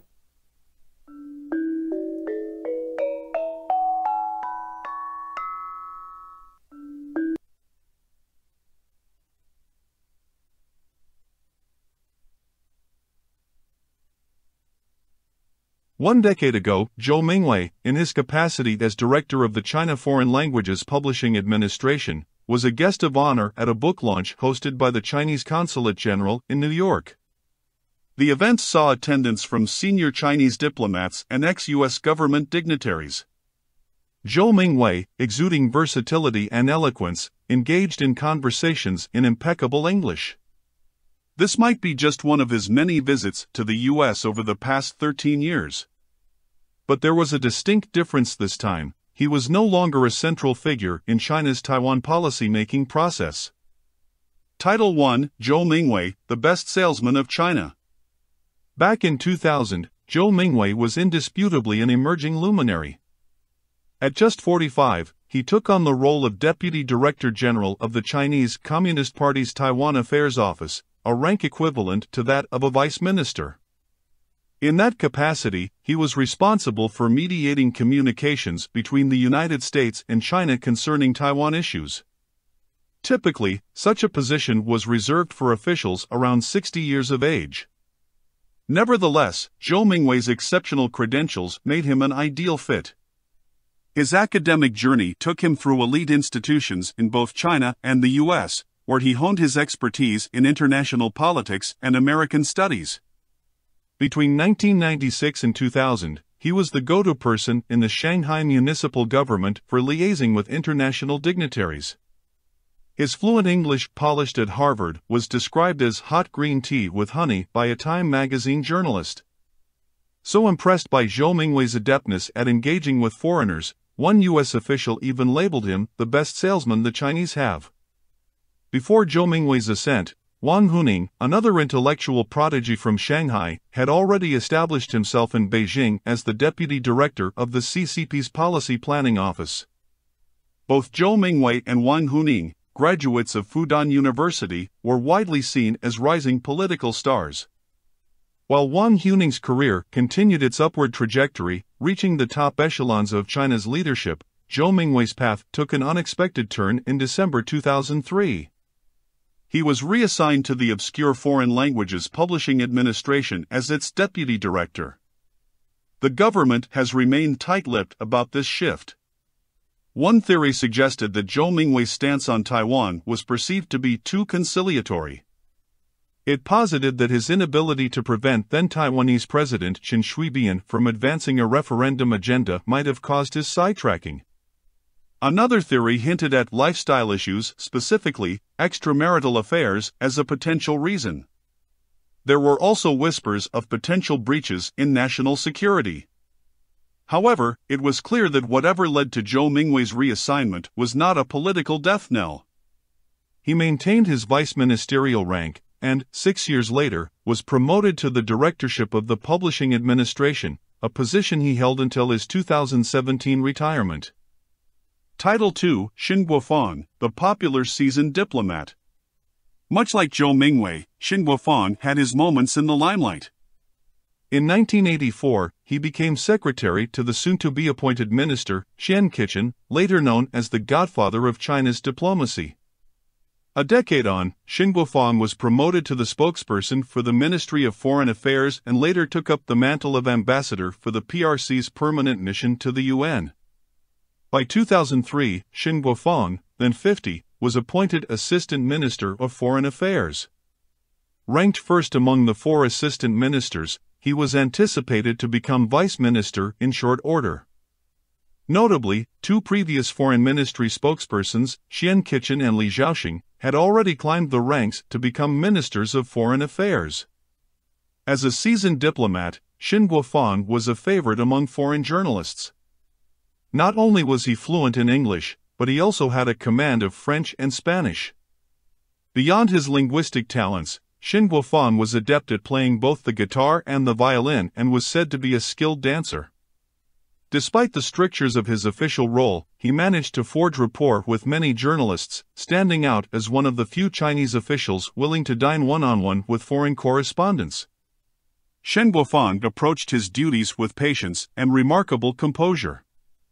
With frequent appearance on Chinese state TV throughout the 1990s, he enjoyed a certain celebrity status in China. Yet, as noted by a Straits Times correspondent, there is no trace of self-importance in him. In December 2005, Xin Guofang's career trajectory shifted abruptly.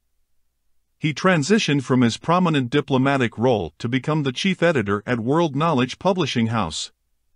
Similar to Zhou Mingwei's reassignment, the reasons behind Xin Guofang's demotion remained cloaked in mystery. When questioned, Qin Gang, the foreign ministry spokesperson at the time, emphasized it was a routine job transfer, offering no further details. The lack of transparency fueled a whirlwind of speculation and rumor.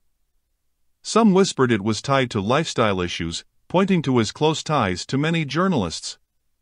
Others more dramatically insinuated espionage involvement, suggesting he might have divulged critical national secrets. In a 2008 interview with China Newsweek, Xin Guofang addressed these circulating tales. "There have been countless rumors of me being a spy, facing arrest, receiving a death sentence, even getting divorced 3 times, Xin Guofang remarked with a chuckle. "The truth is, I've never divorced, I've been with the same wife throughout." Yet, when probed about the true reasons behind his demotion, he replied with a light smile, "I don't quite understand it myself." Xin Guofang's responses lent credence to another theory, which suggested that his fall from favor was due to bureaucratic infighting. According to the Hong Kong-based newsweekly, Yazhou Zhoukan, Xin Guofang was edged out due to power jockeying within the ministry. The magazine indicated that, as early as his tenure as the deputy representative of China's permanent mission to the UN, Xin Guofang had multiple chances for promotion to assistant minister. Yet, every time an opportunity arose, anonymous reports about his lifestyle would find their way to the disciplinary departments and the Ministry of Foreign Affairs leadership, consistently thwarting his advancement. Title 3, Qin Gang, The Meteoric Rise and Uncertain Fall. Compared with Zhou Mingwei's and Xin Guofang's career trajectories, Qin Gang's rise through the ranks of China's foreign policy establishment was markedly faster. In late 2022, following a brief stint as ambassador to the U.S., Qin Gang was inducted into the powerful CCP Central Committee. Shortly after, he was appointed the foreign minister. Within just a few months, he climbed further, becoming a state councillor, thereby joining the ranks of the party and national leadership. Such meteoric advancement is a rarity in Chinese elite politics. To put this into perspective, his predecessor, and ironically, his successor as well, Wang Yi, only attained the state councillor position 5 years after becoming foreign minister, and that was at the age of 65. In contrast, Qin Gang accomplished this by the age of 56. As spokesperson for the foreign ministry, Qin Gang was known to have started the wolf warrior diplomacy. That said, he did not exhibit the same level of arrogance or abrasiveness associated with other wolf warrior diplomats. Upon his appointment as ambassador to the U.S., he tried to present a warmer side of Qin's diplomacy, distancing himself from the aggressive wolf warrior approach. Upon taking on the role of foreign minister, he expressed effusive admiration for Americans. In fact, one of his first moves as foreign minister was to sideline the most outspoken wolf warrior spokesperson, Zhao Lijian. Qin Gang's tenure as foreign minister was nevertheless short-lived. Beginning in late June, he has conspicuously disappeared from the public view, with the government initially attributing his absence to health reasons. On July 25, the Standing Committee of the National People's Congress, China's legislative body, formally relieved Qin Gang of his ministerial duties. Yet, an official explanation for his ouster remained elusive. The Wall Street Journal reported that senior Chinese officials were informed in August that Qin Gang's lifestyle issues led to his removal.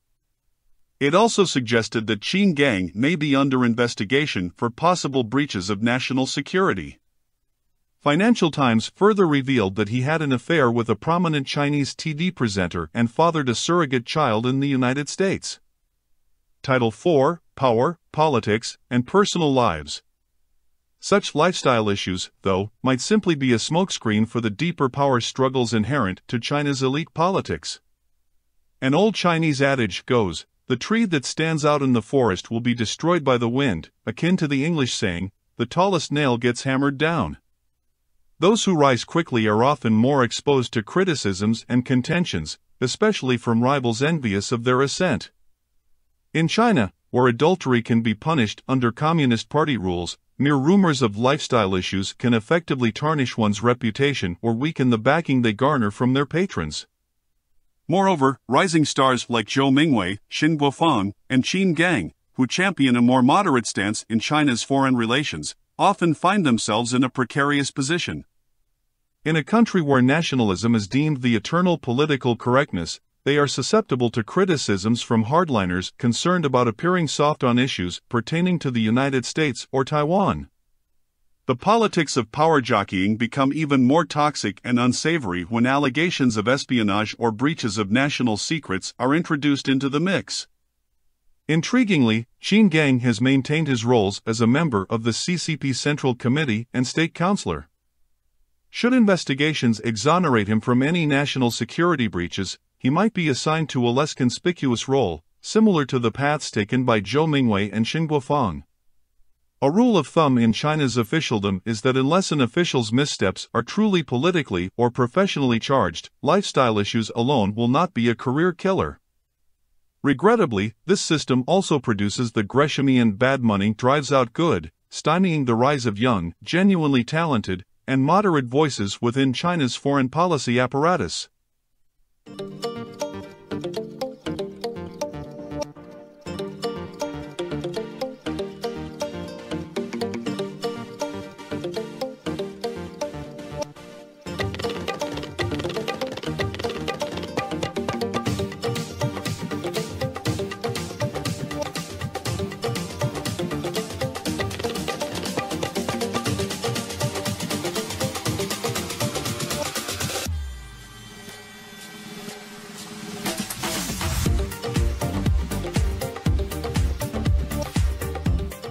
I guess the starting point is, this is basically what we were reading this summer, that not only was China going through a bad economic patch, but that this was symbolic of deep underlying problems that implicate China's ability to keep growing and keep exerting influence in the world for years and decades to come.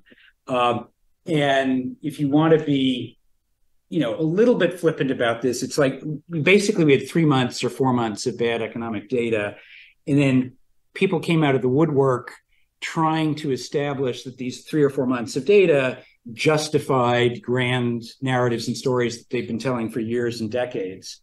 And kind of this was their moment to say that, yes, we have now been proven correct in all of these critiques that we've had of the underlying structures of the Chinese economy.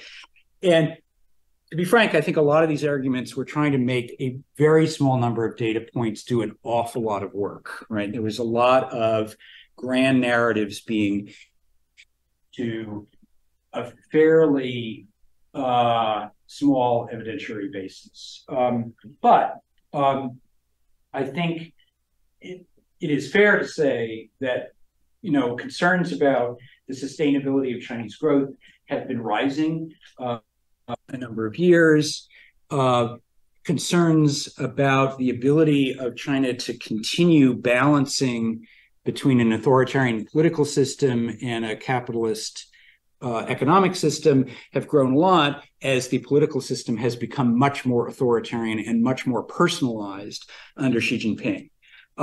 So while I think a lot of the hyperventilating over the last few months was frankly not all that constructive, I do think that the underlying questions that people are anxious about are real and they're very serious. And so I think the question is to figure out, like, just what's the exact nature of these problems? What's the nature of the risks that are building up in China, and how close are we to some kind of major inflection point in the trajectory of Chinese growth? So just to summarize, in any speech like this has to have its straw man. So here I have my straw man that I have put together, sort of my interpretations of other people's arguments. But broadly speaking, I think you can report three major descriptions of Chinese economic troubles this year. The first two are saying these are what we're seeing now is symptoms of these deep structural malaises, and so there's big problems. And the first one of these is what you could call the debt trap problem. There are different variants of this. But the basic idea is that for the last 15 years, China's growth has depended very heavily on investments in infrastructure and property. A lot of this was financed by debt. A lot of this debt is not repayable or is having difficulty being repaid now. And so China has built up this kind of unsustainable debt pyramid. And now the bill has come due, and China is basically stuck in a situation very similar to the situation of Japan in the early 1990s. And in fact, Richard Koo, the economist who came up with the description of the Japanese problems in the 1990s of a balance sheet recession, came out and he was asked, is China in a balance sheet recession? And he said, yes. So there is a school of thought that says, basically what we're seeing here is the inevitable secular slowdown of China's growth trajectory because of the buildup of unsustainable debt. Second, even broader argument is one that was advanced most lucidly by Adam Posen in Foreign Affairs recently. And his argument is essentially the fact that consumers and entrepreneurs did not respond to the end of COVID restrictions in China by shooting the lights out and just booming back into revenge spending and revenge investment and dynamic growth. This proves that consumers and private entrepreneurs have lost confidence in the fundamental Chinese system. And so we now have the victory of Leninist political structures over the dynamic economy. And so China is now, again, stuck in a much, much lower growth trajectory because of the failure to come to a good reconciliation of its political and economic systems. Then there's another explanation, which is a little bit more, it's a little bit more contingent, I guess you could say, or it's not so much of a grand narrative, it's a little bit more empirical. And basically it just adds up all of the various reasons why this year turned out to be, very disappointing. So you had a government that really didn't put much money into consumers' pockets during the COVID lockdowns. The end of the COVID restrictions in China was very chaotic. There was a lot of confusion in the first part of this year about what government policy was going to be. There's a sense that probably there does need to be a little bit more government stimulus to get economic growth going, but the government, for whatever reason, doesn't want to do that. And this was combined with the fact that exports, which had boomed in the previous 2 years because of increased demand for electronics and all kinds of other stuff that China makes, had slowed down. So you had various kinds of miscellaneous domestic problems, some bad policy choices, and combining with, just by luck of timing, with a slowdown in exports. And so, and on top of this, you have the pressure on foreign companies to invest less in China because of US politics. And so all of these things sort of combine together to produce a disappointing outcome. And the recipe for solving this is basically the government just needs to step in and do more stimulus. And I think there are, frankly, a lot of people in China who would subscribe to some variant of this view, that this is not sort of a grand moment, secular turning point. This is just sort of a bad combination of factors, which requires more skillful macro management than we have seen so far. I guess my conclusion on this is that all of these different explanations do have a piece of the reality of what's going on. I wouldn't sort of dismiss any of them out of hand. It's clear that China for years has been building up significant systemic debt problems. That is true. It has been clear for decades that there's a very uncomfortable balancing act between the Communist Party's demand for complete political control and their attempt to create a dynamic, innovative economy. Those things don't naturally live together too comfortably. And it's also very clearly the case that you just have a number of individual factors that happen to combine this year for a bad outcome. But I don't think it's enough, and I think we can come up with a better way to describe what's going on in China. First step towards this is to understand where the problems in these various narratives lie. So if you look at the story that, oh, China today is basically like Japan in 1990, superficially, there's a little bit of resemblance there in the sense they were both high debt economies. They both had big property bubbles. And the resemblances break down pretty quickly after that. So this is one illustration of part of it, which is just the asset price bubble that you saw in Japan in the 1980s was many, many, many times larger than the asset price bubble that we've seen in China. So yes, there clearly are some issues with the Chinese property market that are quite serious and are going to take a while to resolve. But we are not seeing the kind of just extraordinary misvaluation of underlying assets that you saw in Japan. The other, I think, critical difference is that if you look at the total sort of the political economy of Japan then versus China today, it's quite different. And in Japan, not only did you have a big property bubble, but you had banks that owned the shares of companies that owned the shares of banks. So the balance sheets of corporate Japan and financial Japan were fundamentally intertwined, and everything was collateralized by land values, which went completely crazy in the late 1980s. And so what happened is that when that bubble popped and the asset values came down, the balance sheet of the entire country basically came down as one. And this is what Richard Koo described in his book about Japan in the 1990s. China, and I'll get back to this later, is a more fragmented system.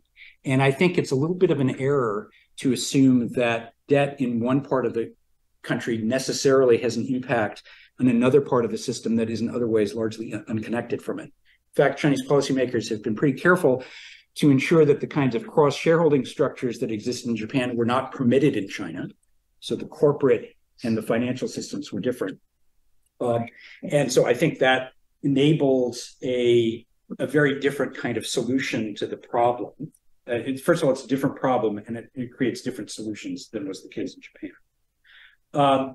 If you look at corporate China, and I will admit, this is only the listed firms, so there's like a gigantic universe of non-listed firms out there. But if you look at listed firms, what's very striking is that they have been deleveraging their balance sheets basically for a decade, which is not as surprising if you've sort of been following Chinese policy for the entire time that Xi Jinping has been in office since 2013, and especially since late 2016, financial risk and excessive leverage has been a big target of the regulators. And they've put a lot of pressure on companies in different sectors at different times to cut back on debt, with mixed success, but the trend is very clear. So it really is not the case that if you look at the listed universe, that Chinese corporations are burdened by unmanageable levels of debt. Now, if you get into unlisted state-owned enterprises, particularly at the local level, very different story. But the closer you get to the really dynamic, productive sectors of the economy, basically the less debt you see. So I think we have to be a little bit careful about how we talk about this. Oh, China has a lot of debt. It's not just one undifferentiated blob of debt. It's debt that exists in certain places, has certain specific, often quite large impacts. It has some clear macro spillovers, but it is not a comprehensive shroud hanging over all of economic activity. So that's the balance sheet recession story. Now, the story about, people in China have lost confidence in the government. There's some real truth to this. So my last trip to China was in April. I spent a month there. And the first quarter of this year actually was pretty good. But people were beginning to get an inkling that, the recovery was just not as robust as they had hoped. And I was at a couple of events where there were private sector people, and they were complaining that they just were not seeing very much consumer demand. They didn't feel that the economy was very vibrant. And so they were reluctant to invest. They were reluctant to hire new staff. There's also anyone who spends much time talking to private entrepreneurs in China will pick up that there is a lot of suspicion, hostility / hatred of the Communist Party, the government, a lot of fear that Xi Jinping's obsession with control is just going to make their life a lot more difficult. So there's no question that anecdotally that there are certain areas where sentiment on China has become significantly gloomier. And I think most people who have visited China in the last 2 months come back with some variant of the report that people are just not feeling very positive about things. So that's true. On the other hand, if you look at the data, what you see here is not, consumers have money, but they're not spending it because they're not confident. What you see here is, consumers don't have as much money as they used to have. Why? Well, because there was a pandemic. There were 2 phases of lockdowns in early 2020 and then in 2022. A lot of people lost income. They lost their jobs, lost their businesses. And the communist government did nothing for you. They said, you lost your job, you lost your income. Great, you're on your own. Good luck. See you at the end of the pandemic, basically. And this is very strikingly different to the United States. Capitalist United States, non-socialist United States said, we're shutting everything down because of the pandemic. Here, let's put a lot of money in your pocket twice, right? So those are the 2 spikes. What I'm showing here is nominal household income in aggregate relative to the previous pre-pandemic trend. That's what you see in both of these charts. Dotted lines are the pre-trends. The solid lines are the actual outcomes. And in the United States, you had not only these 2 big stimulus programs, but you can see that household incomes remained well above the previous trend long after the lockdowns had ended, because people came out into one of the tightest job markets in American history, and so were able to bid up wages. Now, a lot of this money got eaten up in inflation. In fact, real income has fell. But the reason that the U.S. has felt dynamic over the last couple of years is because there has been this huge burst of nominal income growth that fed a lot of spending and a lot of inflation. And I think a lot of people outside of China, particularly in the US, assumed that China would do the same thing. And if it didn't, that proved that there was something deeply wrong with China. And I think you can basically argue that the only thing deeply wrong with China in this regard is that they did not support people's incomes during COVID. And so what you can see also here is that the red line consumption fell more sharply than the blue line and has failed to come up. And that does reflect a confidence issue. People see that they're losing income, that their friends are losing income.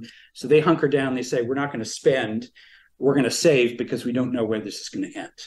So it's precautionary saving against a kind of a macroeconomic shock for which the government was not providing any particular support. Now, if you look at the most recent numbers in the right end of the chart, what you can see is the income line has been steadily rising and is now back almost to the pre-pandemic trend. And the consumption line has been rising faster, which means that the savings rate, household savings rate, has been going down.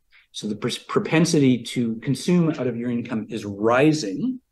And that does not seem to me an indication that people have permanently lost confidence in the system.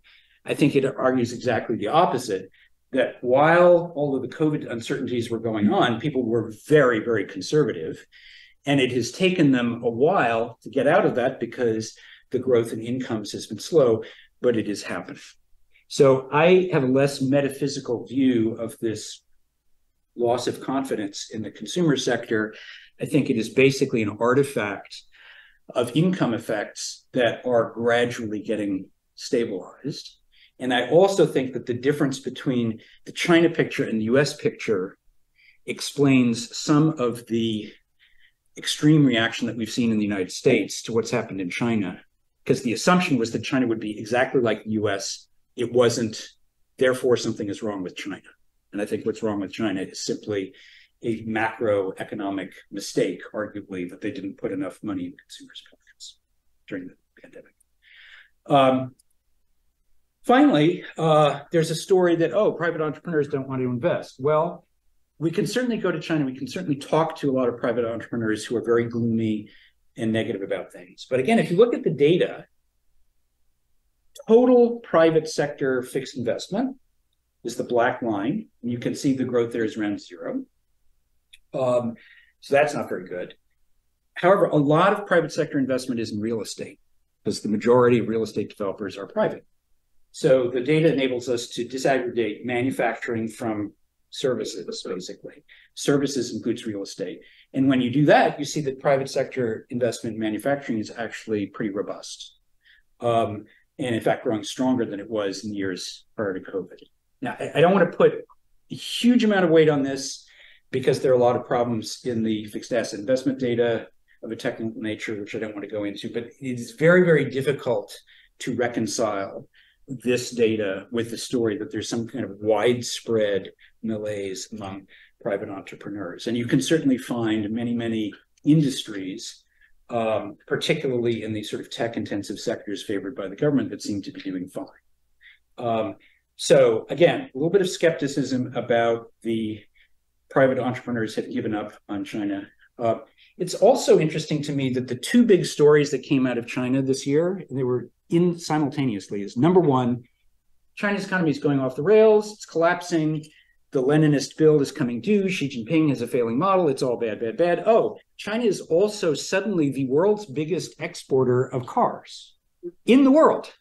Bigger than Japan, bigger than Germany, bigger than South Korea.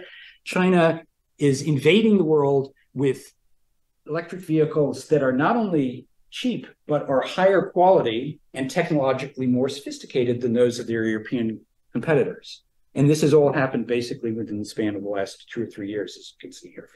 So, and you can tell similar stories about China's position in clean energy industries and stuff like that. Is this really a situation where you have an economy that is, imploding or stagnating, and there's no dynamism or entrepreneurialism left in it? I am skeptical. I think it's more complicated than that. Okay, so having explained what I think is wrong with what everyone else thinks, I will put my cards on the table and suggest a better way of thinking about this, which incorporates, I think, a lot of the valid insights from these different critiques. Because as I said, I think all of these stories are getting at some things that are really there and we need to take seriously. Okay, so I think these are the sort of concepts that we want to keep in mind. First of all, the direction from the top, the policy settings at the very top of the system, are different now than they have been at most points in the last 40 years of Chinese history. So the Communist Party's number one priority has always been to keep itself in power and to squash all alternatives. But for most of the last 40 years, the number two priority, which ran a very close second, was to maximize economic growth.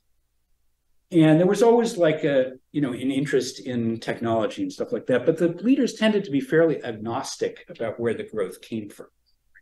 Any kind of growth was good as long as you could be persuaded that they could keep doing it.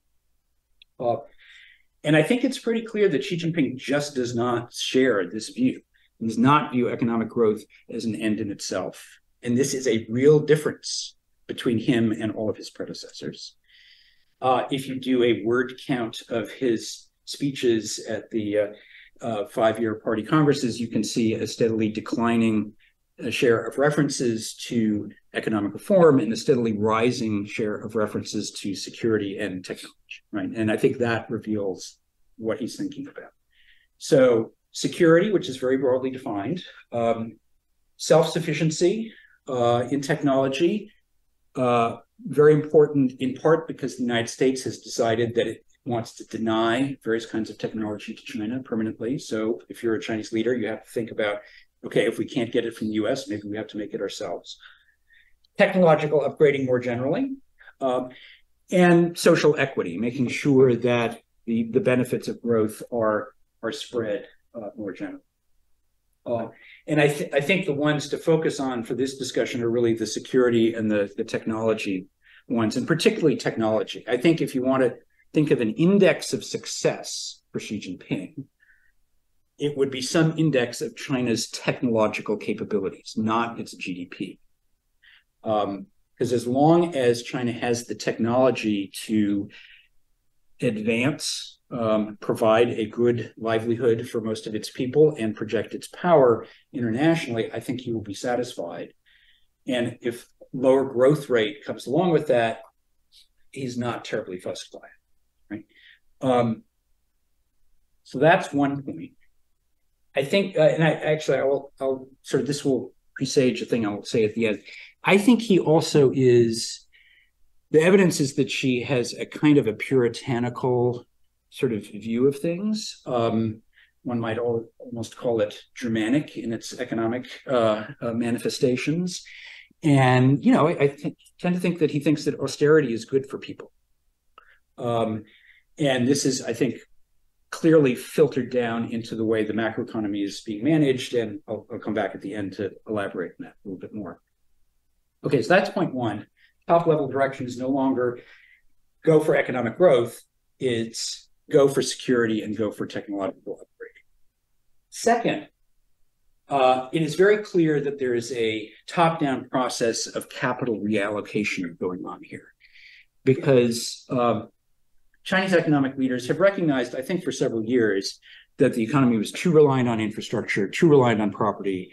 These drivers had exhausted themselves and they needed something new. And if you read Chinese sort of economic strategy documents, basically what they say is, we need to have a technologically advanced society. And so technological development and upgrading is going to drive productivity and economic growth. That is where the capital needs to go. It needs to stop going to property and infrastructure, and it needs to start going to these other sectors. And, if you strip the sort of top-down political rhetoric out of this, I think most ordinary economists would say, yeah, that's a good idea, actually, because these are sort of high productivity industries. These other things, the old drivers, are exhausted. So yes, we should see a capital reallocation from one to the other. Now, I think where people have problems is a lot of economists would like to see that being done by the market. And here it's the state saying, we're going to move it from here to there. But I think it's important to recognize that, okay, yeah, this is a politically driven decision, but it's also an economically fairly rational decision. I think it has some clear limitations. If you try to run an entire economy totally on the basis of industrial policy, I think you're limiting your options, but it's not crazy. And then third, and I've alluded to this before, is that you have this debt problem, which I view as not as a threat of collapse, or even as necessarily something that dooms China to a particular growth rate, but is a constraint on policy. So you do have very, very high levels of debt. A lot of this is concentrated in entities affiliated to local governments, state enterprises, and so forth. There's a complex of entities that are affected by this. And working out all of these debt program problems is going to be the work of several years. So they're going to be dealing with this throughout the 2020s. But as I said before, I think the debt problem is fragmented, and it is not necessarily the case that the large debt problems in the infrastructure and property complex will retard the ability of the more productive parts of the economy to keep moving ahead. Not necessarily. Could happen. Okay. So if you accept these premises that these are kind of the three factors lurking in the background, what does this mean for, the economy, the stuff that we really care about? So I put two negatives and one positives here. So the negative is, I think this is what we're seeing now, and I think this is likely to be a theme of the next several years, is I don't think China's economy is collapsing. I don't think they've hit some inflection point where they're, going into some kind of huge stagnation. But I do think that they have set themselves up for a chronic shortfall of aggregate demand. Because in the most simple sense, you have an enormous amount of demand that was created in the economy by all this investment in property and infrastructure. And now you're saying we have to cut that by some gigantic amount. Right now, it's about 40%. And we're going to substitute for that by investing a lot more in semiconductors and robots and AI and green energy and so forth. And if you do the arithmetic on it, it is very clear that the loss from the property infrastructure complex is much larger than the gain that you can reasonably expect to get from those industries. So you just have created a hole in aggregate demand on the investment side that you can't really fill in the way that you've said that you're going to fill it. Well, now there are other ways that you could fill it. You could say, okay, well, we can keep leveraging up, and they've said, no, can't do that. We have to keep a tight line on debt, and we have to force people to deleverage. And in fact, that's why we have a property problem in China today. It's because the government 3 years ago said there's too much debt in property, it's overextended. We have to force a deleveraging, even if it's very painful. So this is why I say it's a constraint on policy, is that it is very, very difficult when you have a cyclical downturn for the government to step in and say, oh, let's just loosen monetary policy for a little while and pump a bunch of money into the economy and get things going, and then we'll draw back later. They're very reluctant to do that. Third, you could say, well, okay, what about the consumer? People have been talking about rebalancing towards consumption for years. Why don't you set things up so that the consumer can be more of a driver of economic activity in China? And the answer is that basically the economic elite policymakers in China do not believe on that in principle. I don't think they have ever believed that rebalancing and making China more like a US-style consumer demand-driven economy is the correct thing to do. I think their model of how economies work is there is investment. If the investments are in the right high productivity things, this will create, all of this industrial capacity. This will create a lot of good jobs, high paying jobs, service jobs downstream from that. And so you'll get consumption as a byproduct of correct investment decisions. And this is fundamentally a sort of mercantilist way of thinking about it, that economy is about production, it's not about consumption. And it leads ultimately to, an investment-heavy growth model, persistent trade surpluses, because you are always producing more than you're consuming. The consumption is a lag to production, and so you've always got a surplus of investment over consumption, which gives you a trade surplus. And I think this is just deeply embedded. This isn't just something that Xi Jinping or his colleagues came up with. I think this is deeply embedded for a long time in Chinese policy. And if they had any doubts about that, they were ended in 2008 with the global financial crisis, which I think they took the lesson from that the American model was not something that they wanted to pursue, and what they're more interested in doing is looking like Germany. And I'll come back to that. So I think if you want to come up with analogs to the sort of specific economic problems that we're seeing today in China, I think Japan in the 1990s is maybe not the best. There's no perfect analog. One is actually United States 10 years ago, and for most of the 2010s. You remember secular stagnation? This was a big thing. The US, it was just like dead, right? Because all of these forces had combined to make it impossible for productivity growth to come back. You had all kinds of people like Robert Gordon arguing that, you know, you'd had this productivity boom years ago, which is not replicated in the internet age, and so forth. And I think you can make a very strong case retrospectively that the problem in the 2010s in the United States was not secular stagnation. It was the fact that we didn't do enough to stimulate the economy after the financial shock of 2008, 2009, that we should have done a double or triple fiscal stimulus. We just had a problem of shortfall of aggregate demand because essentially an austerity mindset had taken over and captured the political system and made it impossible for anyone to seriously argue about just pumping a lot of money into the economy and seeing what happened. So I think there are very strong echoes of the kind of US policy, economic policy discourse of a decade ago in China today. You could also look at Germany in the 1990s after it unified, very major shock, a government that was really resistant to any kind of stimulating reforms, a lot of efforts to restructure the labor arrangements and so forth, and to focus on essentially the efficiency of investment at the expense of everything else. So not perfect analogs, but I think you can draw at least as convincing parallels between those episodes at China today as with Japan. Okay, so that's, I think, a feature of China that we're going to be living with for a while. Second, and this is deeper, Yasheng Huang down at MIT wrote a book 15 years ago called Capitalism with Chinese Characteristics. And in this, he came up with a really useful concept called directional liberalism. And the problem he was trying to solve was, why was it that entrepreneurs in China in the 1980s and 1990s who had no real property rights, no assurance that their investments wouldn't be confiscated by the state, how come they were so willing to invest and be entrepreneurial despite these problems?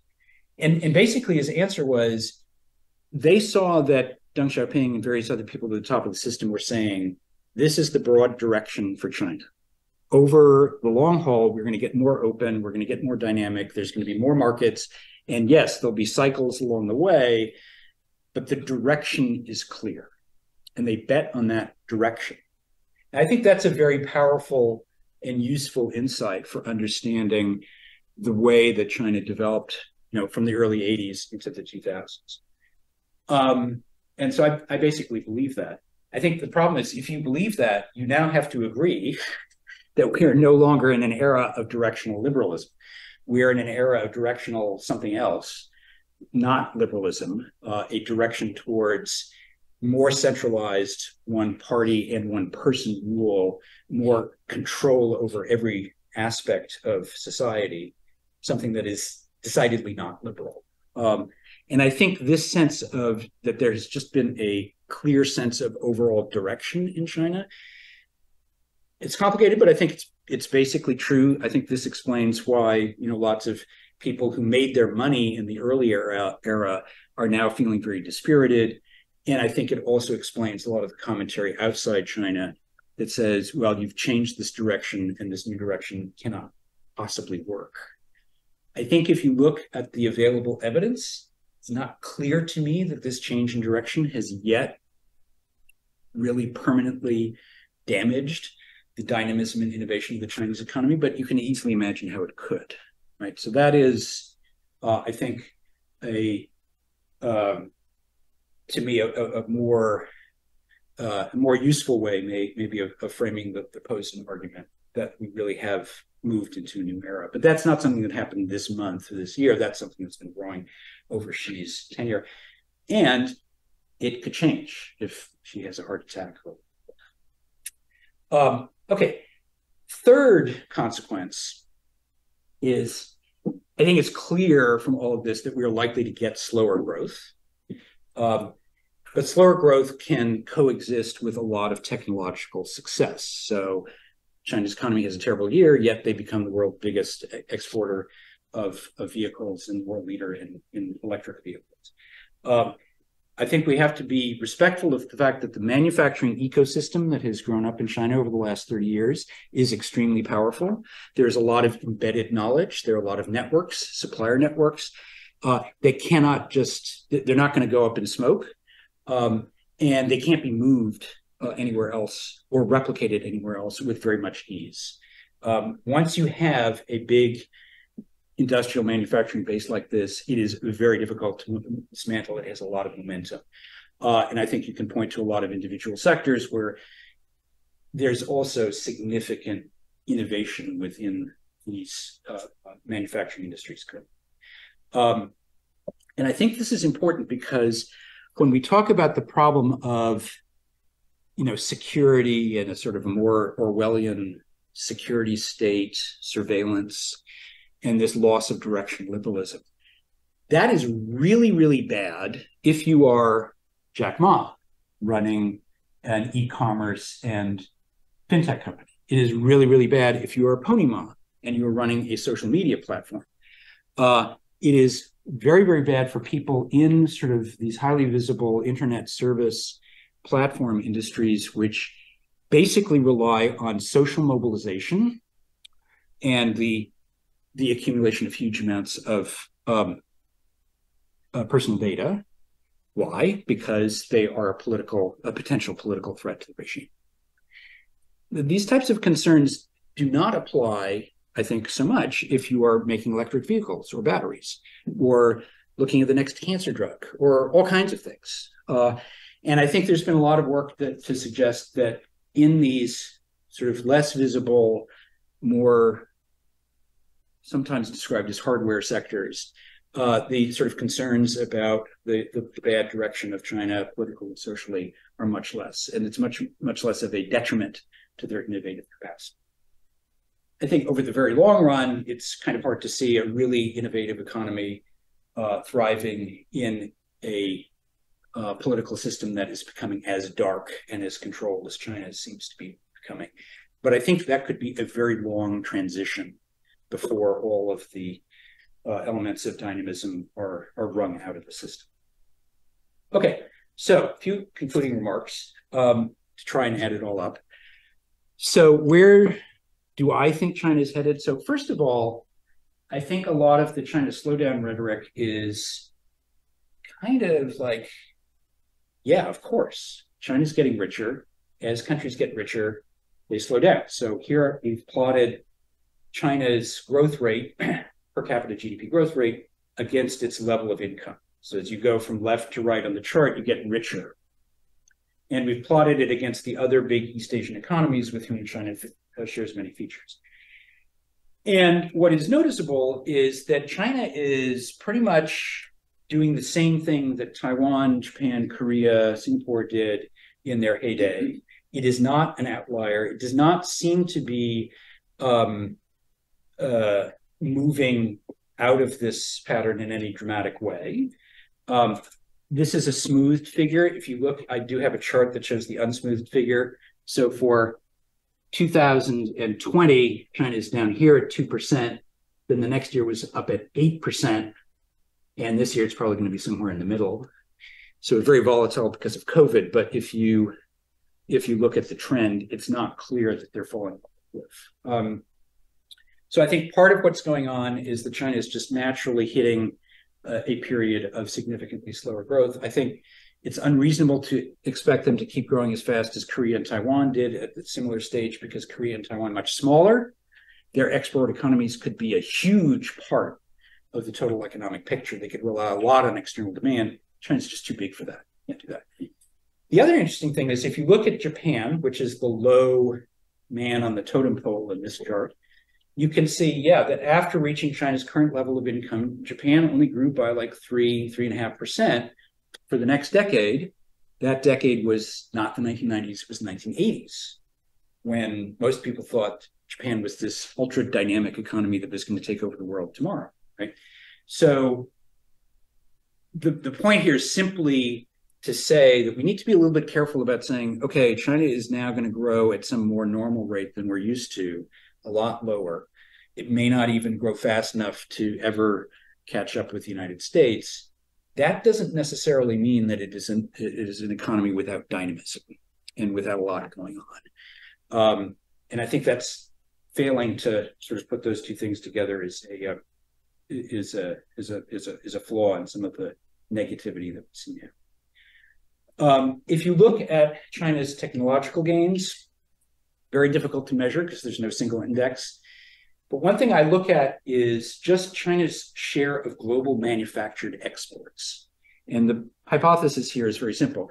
If you're going to be competitive in exporting manufactured goods to the rest of the world, you cannot do this on a long-term basis purely by being the cheapest game in town. That leads nowhere. If you are going to be really successful, you have to keep upgrading your technology. So an increase or a maintenance of a high level of global manufactured goods export share, to me, is prima facie evidence of strong technological foundations. And if you look at the red line here, that is China's share of global manufactured exports. It's obviously gone up quite a lot. It's now sitting around 20%. There's some uncertainty about what the exact trend is right now. There are different ways that you can measure. But broadly speaking, China is a very, very competitive across a very wide spectrum of goods in global export markets. And this competitiveness does not come from a cheap currency or just cost advantages, because China's labor actually is not all that cheap by global standards anymore. It clearly comes from technological advantages as well. And if you look at the absolute numbers, the blue bars, you can see that there was just a gigantic increase in Chinese exports the last couple of years. The other key thing is it used to be most of China's exports were produced by foreign companies operating on Chinese soil. And so you can say, well, there's kind of this enclave economy, multinationals and their suppliers like Foxconn are using China as a platform, but this really isn't reflective of indigenous technological advantages in China. It's just reflective of the fact that they have a huge labor force and pretty good infrastructure. But this is no longer true. So if you look at the foreign invested enterprise share of Chinese exports, as recently as a decade ago, it was over 50%. It is now down to 30%. I mean, 70% of this rapidly rising volume of Chinese exports is coming from domestic firms, largely private or private-ish. Meg and I can have a debate about whether there are any private companies left in China today. Entrepreneurial. So again, what this suggests is that we're not just seeing China as like a vessel for other people to do their stuff in. China is actually becoming more technologically competent. So slower growth, but significant areas of technological excellence. Where I would conclude on China is, as I've been hinting all along, I think Xi Jinping's vision for China is one of what I would call a Leninist Germany. The idea is we want to be an investment-led, technologically developed country with huge trade surplus, self-sufficient in everything, low debt rates, virtuous in that sense. That's what we want. And I'm not so concerned. Germany doesn't have the highest GDP growth rate in the world, but it is a better economy and more socially stable than a place like the United States, which is a higher growth rate, but all of these horrible social problems that we in China do not want to emulate. So my intuition is that that's kind of what he's pushing for. You can see a lot of Chinese documents that indicate that there's a desire to keep the level of manufacturing as a share of GDP high and not deindustrialize in the same way that the United States has. So a German or a Korean type of model is I think most likely growth rate for China over the rest of this decade is somewhere in 3 to 3.5% range, so a lot lower than we've seen in the past, lower than we have now. And I think Xi will accept this as long as he sees the technology growing the way that he needs to. So I think, you can put some positive spins on this. One is if China grows at 3% over the next 7 years and India grows by 6%, the amount of incremental demand created by China over that period will be double that in India. So the base in China is so high, slower growth, still have a lot more absolute growth. So the volume effects, I think, are really important. Another thing I think that is worth bearing in mind when we look at the China-Japan comparison is, looking back, I think you can say that one of the reasons that Japan really went off the rails as much as it did in the 1990s in terms of going from being a leader in the global economy to a pretty distant follower was that it missed the single biggest shift in the global economy in the 1990s, which was the shift to the internet. It became sort of this island. It cut itself off from the internet as a whole, never really mastered the whole networking thing. And that had huge implications, for example, their semiconductor industry and various other things.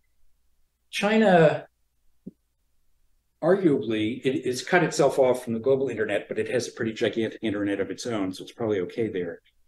But the bigger issue is that China has not cut itself off from what appears to be the major shift of this coming era, which is the green energy transition. In fact, it's a leader in that era. So again, I think there's a question about, is China missing the point of what's going on in the world, or are they actually doing a pretty good job of anticipating new changes? You can argue that they're doing a good job.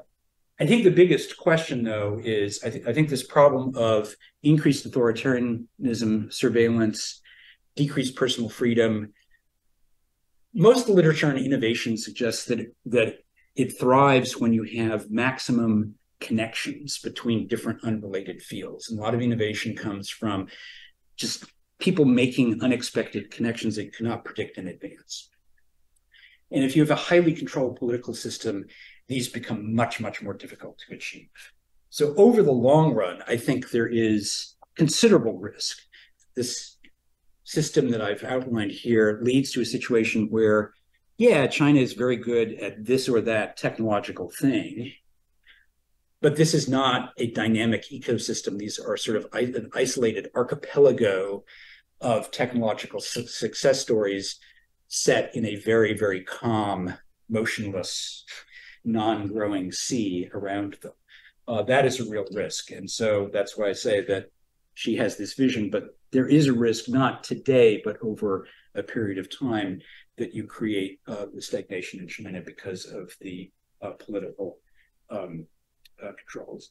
I think I will stop there. I have a couple more things to say about what this means in terms of sort of external influence by the Belt and Road. I also had a little bit of material on the interactions with the US, but I think probably I've given you enough to think about and talk about for now, and we can pick up some of those themes maybe in the discussion. So at this point, I believe, Meg, you are going to be the mocker of the microphone. First we clap. Oh.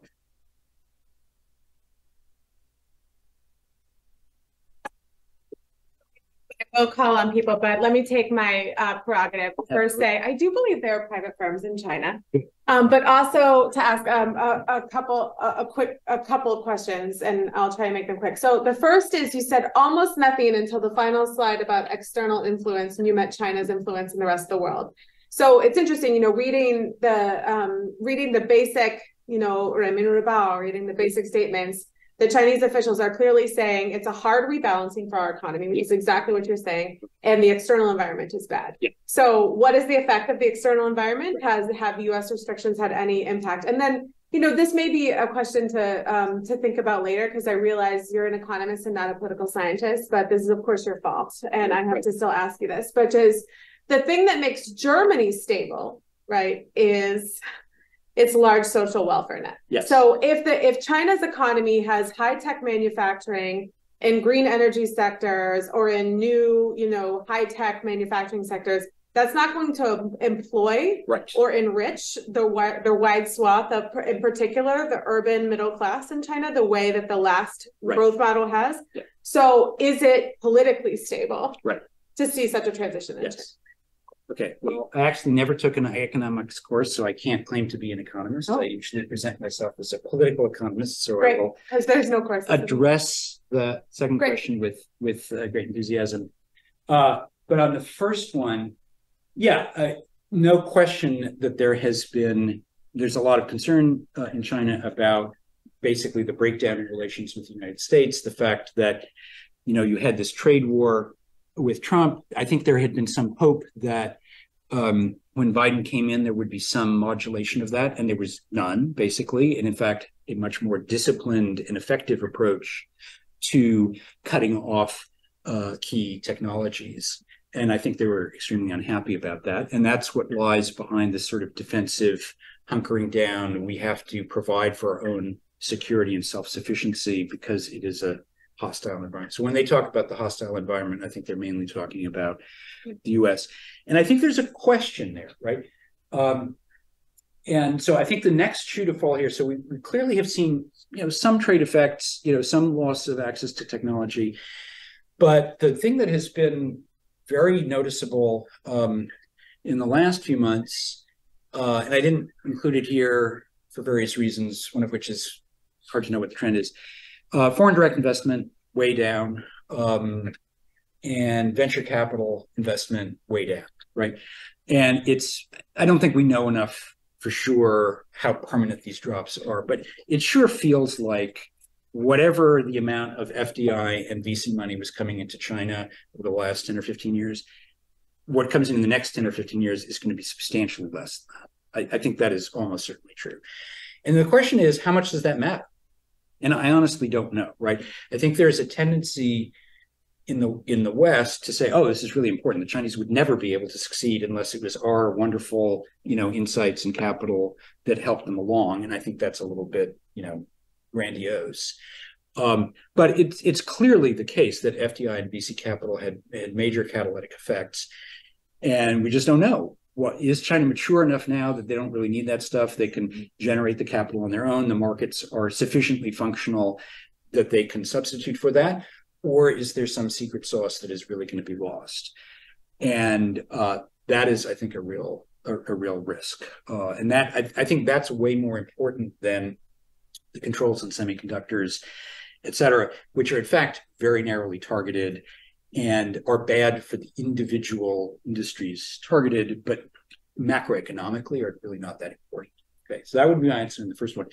On the second one, I guess there's a difference between, I was simply describing what I think is the theory of the Chinese leadership, not saying, and that is a correct and analytically perfect theory. I think you are absolutely right to point out there are a lot of elements of the German social contract that are not simply covered by industrial policy. I will say, if you look at the social safety net in China, it is pretty threadbare by Western standards, but it's a lot better than what they had 10 or 15 years ago. You can go to pretty much any remote countryside village. There will be some kind of healthcare facility.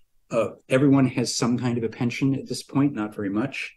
And I think the philosophy there has been that they want to create wide coverage for social welfare, make sure everyone has something, but keep the level very low because they've seen the problems that advanced countries have gotten into by overpromising on welfare and leading to unsustainable fiscal situations. So I think there's a logic to that, and it is a cogent logic, and it is a logic which I think consciously addresses the question of what do we need to do to make China stable. We think this is okay.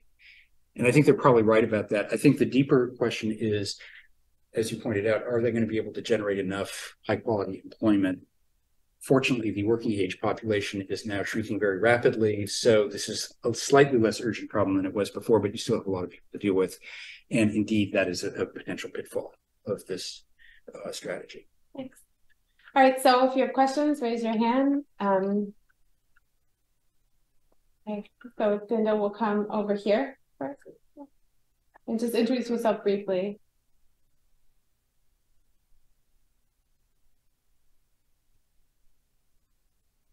Is that mic working? Yeah, it's a little hard to hear. Closer.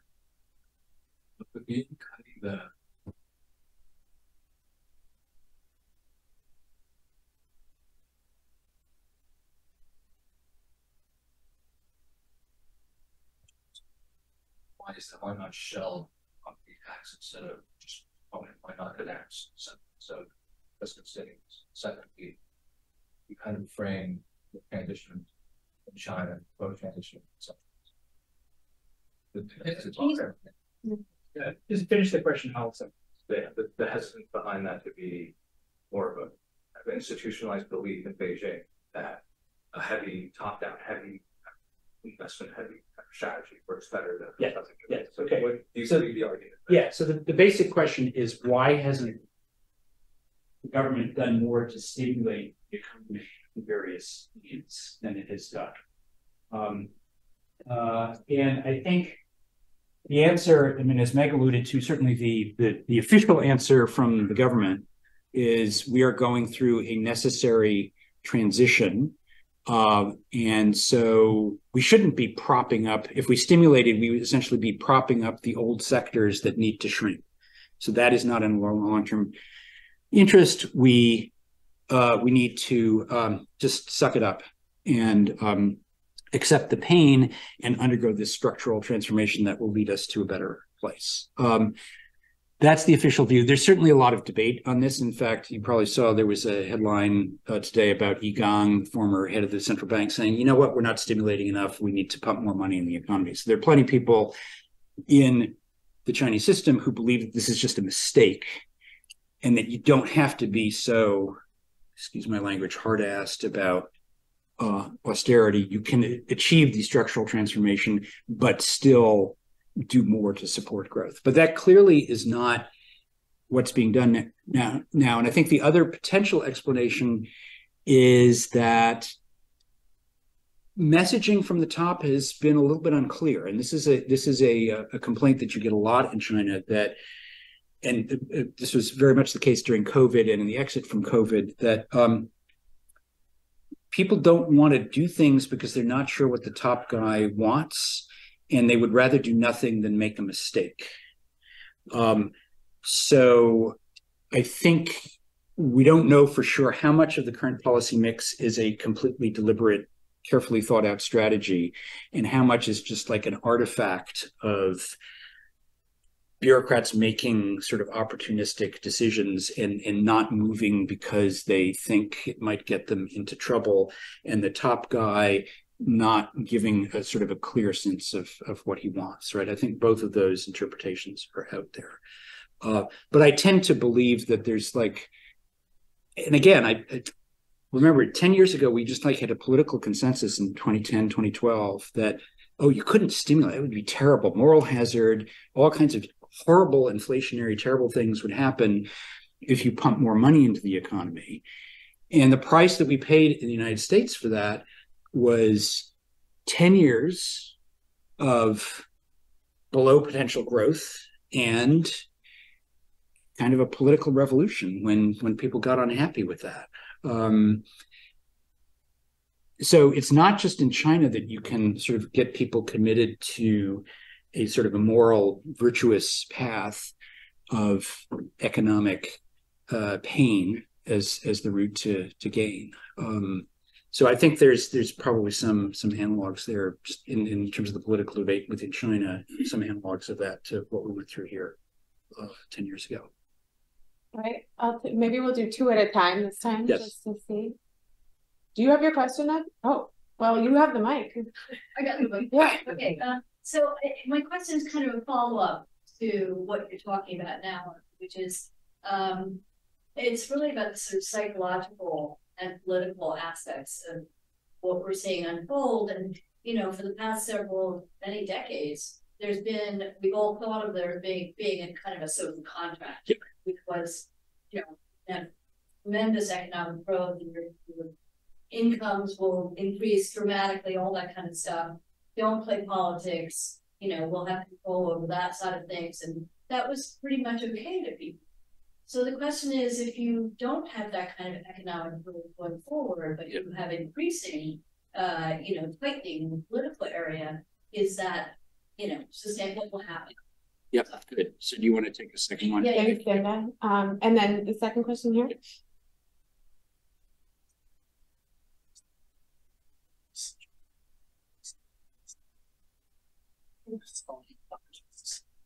So it seems nice social support process, and also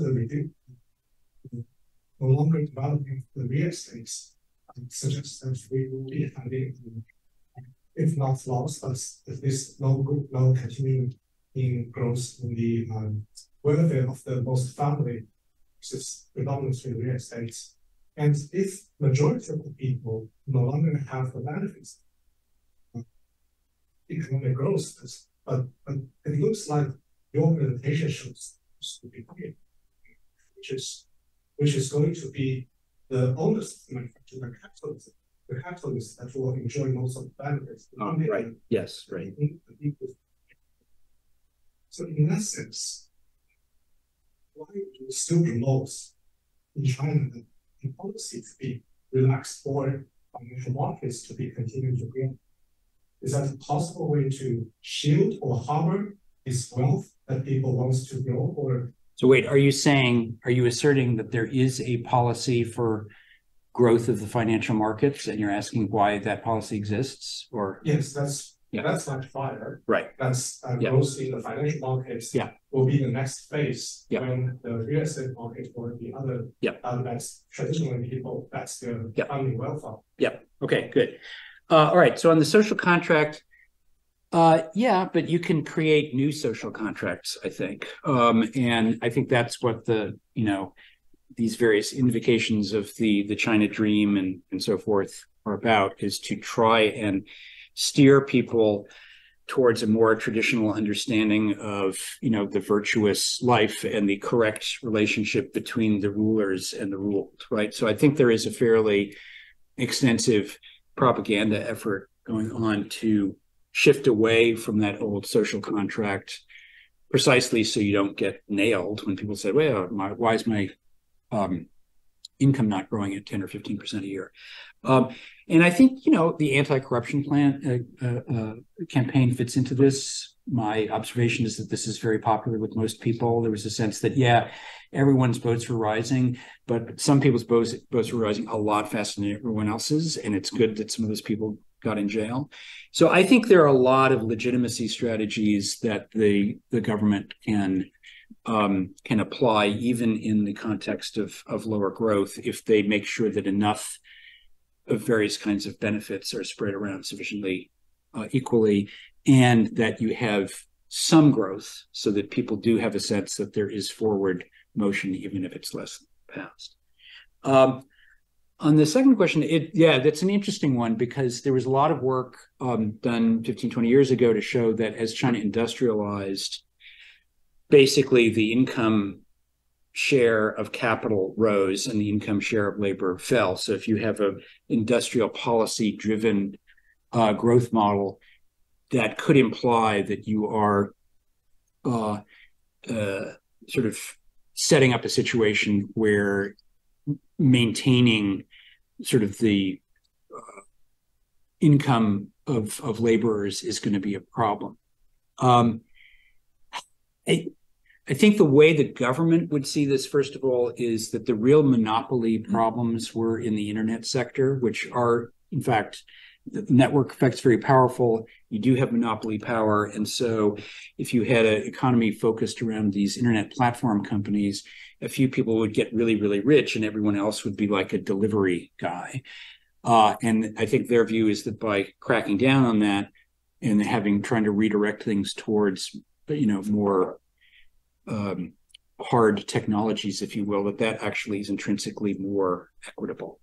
It's a good question. I think financially, it's just like they understand that there's they don't have a financial system that really fully satisfies all the needs of a modern economy, so they need to keep developing it. That's why they keep giving licenses to foreign asset managers to come in and so forth. I think that is an area where they feel like there's just a set of technologies that needs to be improved. But I think that's kind of a distinct effort from, it's in a separate bucket conceptually from the whole industrial policy sort of tendency of policy.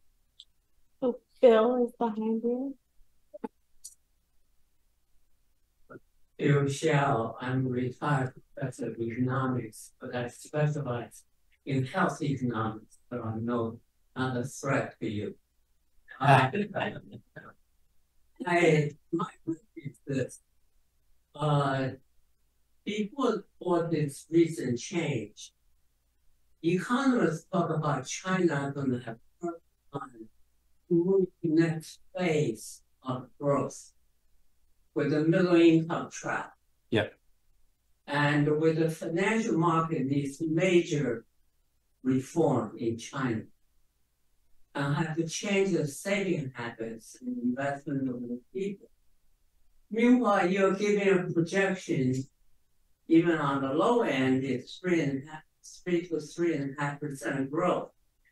Can you explain how do you derive that number as a trend in light of the problem we already know China faced, to move from one stage of economic to another stage? Okay. We'll take one more if there's another hand up down here in the front. Yes. Thank you. Sure. I'm just working for it over here. So my name is Alex. I was born in China, but this is Can you hold the microphone? Yep. And right now I'm doing a PhD in education here. And so just 3 hours ago, People's Daily published an article essentially saying we need a stronger state-owned enterprise sector. And I think they shifted the value proposition a little bit. Like now they could invest longer-term industry than other companies, private companies do market. It's slower, it's longer, and it's hard technology. Yep. Do you think that's going to work out long term in terms of both within the economy and bringing the private company into those industries? Yep. Okay. All right. So the first question, I think you probably exaggerate the depth of our econometric precision at GavCal Dragonomics. So the number that I'm throwing out there is a very kind of impressionistic, this is where I think they could potentially go. And it's not based on a sort of a systematic growth accounting exercise. But it's based on, first of all, the precedents that if you look at Japan, Korea, Taiwan, which shared a lot of features with China's economy, this is what they were able to do. So that, to me, kind of sets the bounds of what could be plausible. It's not a guarantee that you will do it. So that's point one. Point two, I think I've spent like over 30 years of my life looking at this, and one of the constant features is that outside observers, I think, have quite consistently underestimated the resilience, dynamism, and adaptability of the Chinese economy, and in fact, the governance system, right? And so long before people were talking about the middle income trap, they were talking about, various other terrible things that would happen in China, from financial collapse to, in the early 2000s, there was a theme of Latin Americanization of China because of rising inequality and so forth. And every time that one of these challenges has risen, things have emerged to deal with it. So I've grown to have a lot of respect for the adaptability of the system. And I guess the other sort of key component of my analysis here is that when I look at the micro level, at what they have been able to achieve in a wide swath of manufacturing sectors, it's extremely impressive, right? And the entrepreneurial ecosystem that exists there is very, very robust. So it really boils down to a question of, are the policymakers smart enough to give that thing enough space to grow? If so, then there is literally no problem, right? The problem in China, as I'm sure you know, is that there's always a tendency at the center to try and control things more than necessary.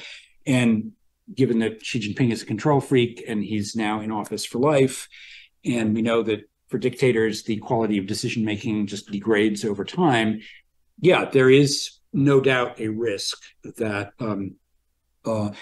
that the life of the economy could be squeezed out gradually over time. The reason that I am not sort of jumping to that conclusion as the base case now is that Xi Jinping has a lot of goals relating to the wealth and power of the Chinese state. He wants China to be a great power. He wants it to be internationally influential. And he's not going to be able to get those things unless there is some degree of vitality in the economy. So I think at some level, he is still, to some degree, a economic rationalist who is not going to tip over into a situation where the political system just makes economic growth impossible. But you're kind of making a bet on one guy's psychology there, and it does not make me feel very comfortable. And on the question of SOEs, well, I haven't seen that particular report. This has obviously been a theme for a long time, that there's a lot of interest in increasing the role of the state-owned enterprises. One of my colleagues did an analysis recently, a couple of years ago, actually looked at the state-owned enterprise share of Chinese economy over a very long period of time, basically from 1995 to 2018 or so, and it was basically static at around 30%. Did not go up, it did not go down, the composition changed.